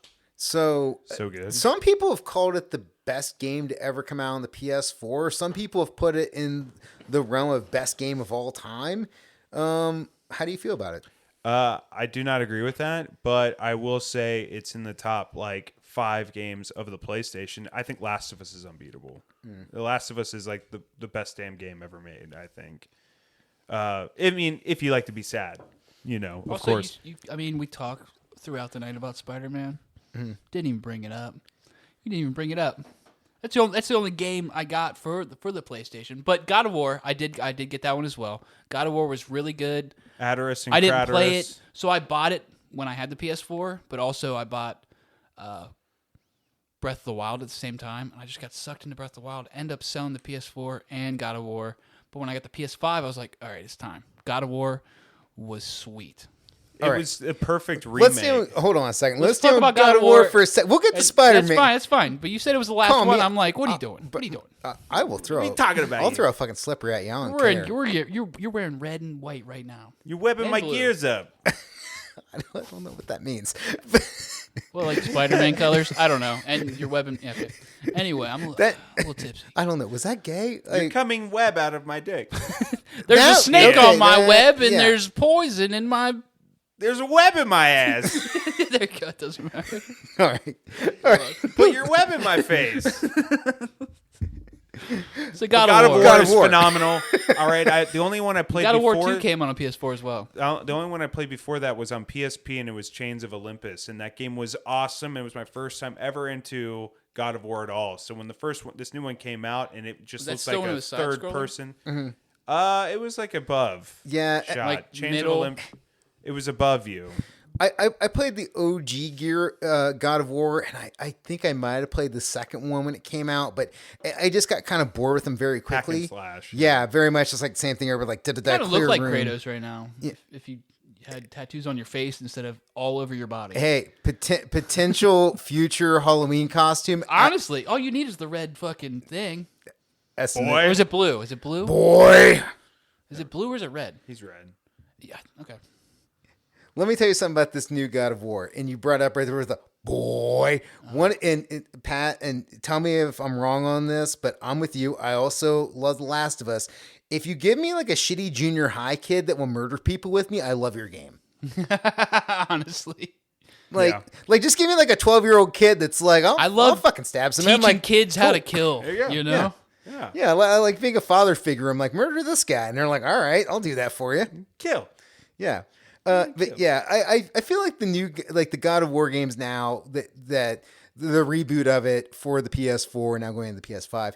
It's just it's a cool concept of what they've done with it. I love the graphics. I love the world. I love the gameplay. The way you can like level up your axe. The way you can travel in between islands on your boat. All the shit. It feels Thor good. recall your axe. Oh, Shit's my God, satisfying as dude. hell. Hell yeah. that feels so good. The Leviathan axe. So badass, Oh my god! dude. I won't lie. Even though my wife does not like Kratos because he's a jerk, but I Kratos. love that he's a jerk. I think his character is fantastic. I love the He's an ass, dude. You He's gotta, an asshole. She don't know his back. She don't know what he's been through. No, you're right. Exactly. Rachel, come on now. He's a Come on, hard, Rachel. He's a You're hard man. whipping my gears right now. He's a hard man in a hard world. That's what he is. Yeah. Like he's dealing with gods for fuck's sake. He's having to kill gods. His dad was a dick. He's not going to say please and thank you. Yeah. He's not having threesomes anymore. No. Yeah, with knocking over vases left and right, you know? Which I did do that back in the day, and that was also kind of weird. Did you jerk off to it? I did not, but at the You same didn't see time, enough. but at the same time, it was just like it's kind of funny. I'm playing a weird mini game where I'm like trying to bounce a fucking vase off off the side of a bed. God of War though is fucking amazing. It's It incredible. really is, It's an yeah. incredible series. I would say it's definitely in the top 5 with Ghost of Tsushima, Ratchet and Clank, which we didn't get into. Yeah, what are we doing? Sorry, What are we doing here? Webbing my gears. I've never played Ratchet and Clank. People have talked about it. Would you recommend? I would recommend the new one. Yeah, The new one's The new pretty one's good. really it's good. arcadey-esque, but it's also it's just fun. It looks great. Do I plays need to great. know the lore? For me, I didn't. I only played 2 of them out of the 50 games that they have. They have a remake of the first one, which is really good. It's all cartoony. Very cartoony. It's like a Pixar movie. The new one is Oh my God, Rift Kenna? in Time. We didn't talk about Kenna either. Kenna was fucking amazing. That's PS5, isn't it? Oh, was it? Sorry. That's PS5. Jesus Christ, I'm coming too late. Coming Bridge of too early. Spirits. Whatever. But Ratchet and Clank Rift Apart, really worth your PS5 time. Nice. It's probably like 20 hours. Was that It's good. PS4? That's PS5.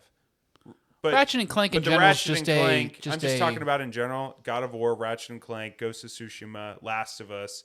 Those are like some of the top games for the PlayStation, in my opinion. 100%. All right, Spider-Man. Let's dive into this. So before I was on the train of Batman Arkham Asylum games were my favorite superhero games of all time, and then Spider-Man came out. It was they awesome. just took the best things from Batman and made it up to date. It also had like Awesome. that Neversoft flow of like the way you could like kind of roll around in Tony Hawk. You could fly through the sky in Spider-Man. I have just a little bit of gripe, not with the PS4, but everything after the PS4 version, because I love the PS4 version. I actually bought the PlayStation 4 just to get Spider-Man. That was my Spider-Man machine. I only played it. I probably played it 3 times, 100%ed it a bunch of times. But his face. Have you They seen changed this? it. They changed his face for the PS5 version, Oh, and I lost my mind for about a month or 2. Why did that bug I you was- so much? I was so because I It loved was a weird this game. decision on their part. Very weird. Yeah, it is- it I is loved weird. this game, and then they came out with Miles Morales, and they changed his face in that one, and also they came out with a Re-release. re-release on the PS5 where they just completely changed his face. I'm like, what the fuck, dude?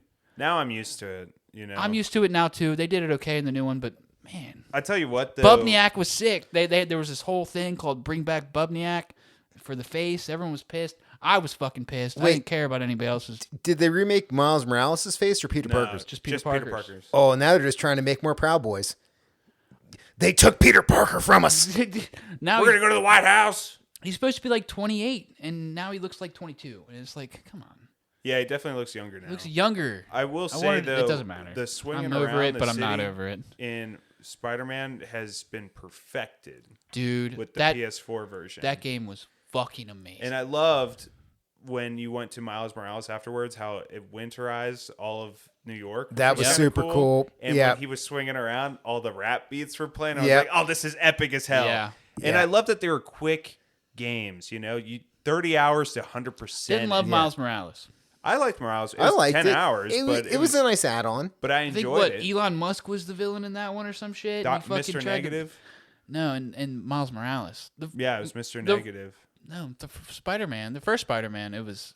I'm talking about Miles Morales. Oh, wait, it was... It was some like fucking was- Exxon Corp or some shit. Yeah, and it was like he was in like some he was trying to power the city, but it was gonna blow up, and you had to stop him or something. And some girl you knew from the Prowler. neighborhood was part of it. yeah, it was weird. Yeah. I liked Miles. I like Miles Morales' character. I like the Prowler as well, but like the main villain and like the other chick, it was weird. Pat, I'm with you. I like the winter setting. I like the Love idea. the winter setting too. It's one of those things where like forever we've seen in cinema, like there's Christmas movies, and this was a Christmas game, which It was absolutely an was. interesting thing to do, but it really worked. It came out at the perfect time for it, too. What made me And- upset is it took place like the beginning of the game is like it's Christmas, and then like after the first hour, it's after Christmas. And it's like, no, do you guys like Christmas? Sorry, Yeah. I'm not a big Christmas guy, That's but I mean, I like the I like holidays. Christmas, and then I like Christmas Day. I don't like Christmas Day. I like Christmas Eve. Everything to Christmas Eve. Christmas Day is like a come down, and then after that, it's like, just like the magic's gone. The magic's gone. Sorry Magic's to talk about dead. Christmas, but we're talking about Spider-Man. Dead Christmas. Yeah, something like that, like the Grinch. You're so dark and mysterious, Ryan. Shut the fuck up. I like Christmas, all right? Such a rebel over there. you guys want to New Year's is not nearly as hype. You guys want to like put out cigarettes on our wrist after the show, like One or like, Fuck two, that. at so Put least. some edgy. salt on my arm and rub an ice cube on that bitch. Just start rubbing an eraser into your hand. That's Play what some the new Bloody kids Knuckles. did. Yeah, bloody knuckles. Well, look, guys, let's land this plane. PlayStation 4. It's a smash. I was gonna say, how do you It's solid. Solid. how do you feel about it as like how do you feel about it as a console?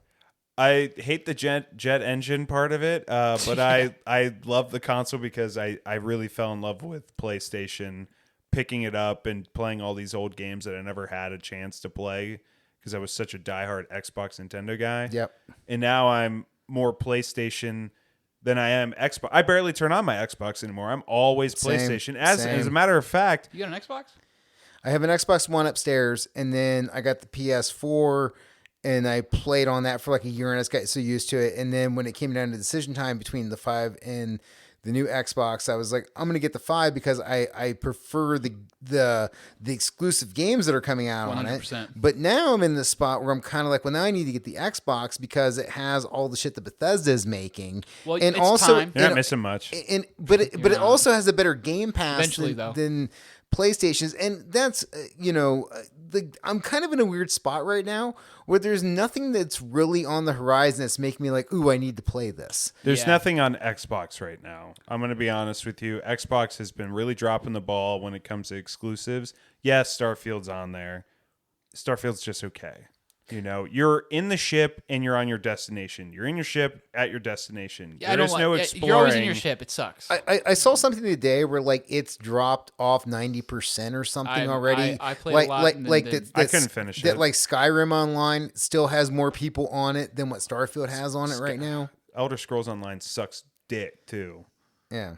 As far as PS4 though, PS4 is I didn't get solid it until system. really late, Same. and I was always an Xbox guy, just like Pat. And I've appreciated more games from the PS4 on the PS5 than probably the PS5 games. But it's PS4; they killed it. I'm enjoying them now. Now that I have a PS5. I'm going to give it a 9 out of 10. 9 out of 10. That's a What are you gonna smash. give? That's What are a- you giving the that's a PS4? I'm debating between 7 or 8 because that's really where I'm at. I'm trying to decide if it's A a 7 or 8? 8. I'll give it an 8.5. That's a 7-8. 7.5, 7.5, 7.5, 8.5, and 7.5. 9. Listener can do the math. I'm not doing it for this show. But is this a PS Plus or bust? I'm gonna go Sorry to plus. steal your show. I'm gonna say plus. Okay, so Bust is the good one though. oh okay. Like you're busting a nut. yeah. okay. Well, definitely in This the is a PS Bust. bust. Yes, very much busting. He Very, has bust my nut. very much like a fucking solid over the shoulder rope. You know, like one of those Oh my- ones where like it just clears the shoulder. Across the room. You Spider-Man Yeah, web it like- past you. You like hit a drape. You're like, oh, I didn't know it was going to that far. Almost hit your face, Yeah. but it went just over the show. That's Great Dane window knock it out. Yeah. Yeah, that's what's up. Yeah, man. So is it the greatest system of all time? No, to me. But is it a killer system? Yes. Was there an amazing amount of games? Obviously, because we just talked about a Talked fuckload about a of them. lot. I believe there was Yeah. 3,000. Yeah. N64 only had under 300 games. You're talking about Just- 64 I don't know. I compared watched- to the, well, they put that 4 in it. That's fine. There were 6. You'd think there'd be 64 Okay. for N64. All killer, no filler, N64. We're making 64 games. We're not gonna fucking rock. We're not gonna make anything else. We'll save that other game for the next run. They're all Hey, we're at classics. 64. Everything's a classic. 66, dude. Yeah. Yeah. Oh Yeah. shit. Well, look, guys, thank you so much for coming and doing the show, man. Thank you for talking about the PS4 with me. Where can people find you out online? Pat, plug something. Go check out my Instagram at Dark Mountain Cult. One word, all lowercase. Just go ahead, check it out. I do mood mats, gaming stuff. You'll find out news on the podcast for Game Pass or Smash and any other projects I work on. Spragen, hit him with it. Game Pass or Smash. Late Start Podcast. Those are both podcasts you can find where you find podcasts. For Me, free. I'm on Facebook. And Mansfield loves to give me shit about it. You didn't give me shit about it. Call me a boomer. Okay, boomer. You're a boomer? I All mean, right, there we go. Sorry, I'm a little drunk. I'm buzzing, all right? Jesus. He's had 64 beers. Ryan Spragen. Find me, I guess. listener, find me at Neil to Know on Instagram. That's where the link tree's at. Thank you for listening to the show. If you got a friend in the video games, or specifically the PS4, send them this episode to them. The algorithm sucks. It really helps you text people. That's the way actually the show's going to get shared. And also, there's over 140 of these episodes. They're all different. Everything's evergreen. You can pick up wherever you want to, jump in wherever you want, and just check out what you get into wherever you find it. Guys, thanks so much for coming and doing the show. Really appreciate it. Thanks for having us. Fuck ton of fun. Thank you. Peace.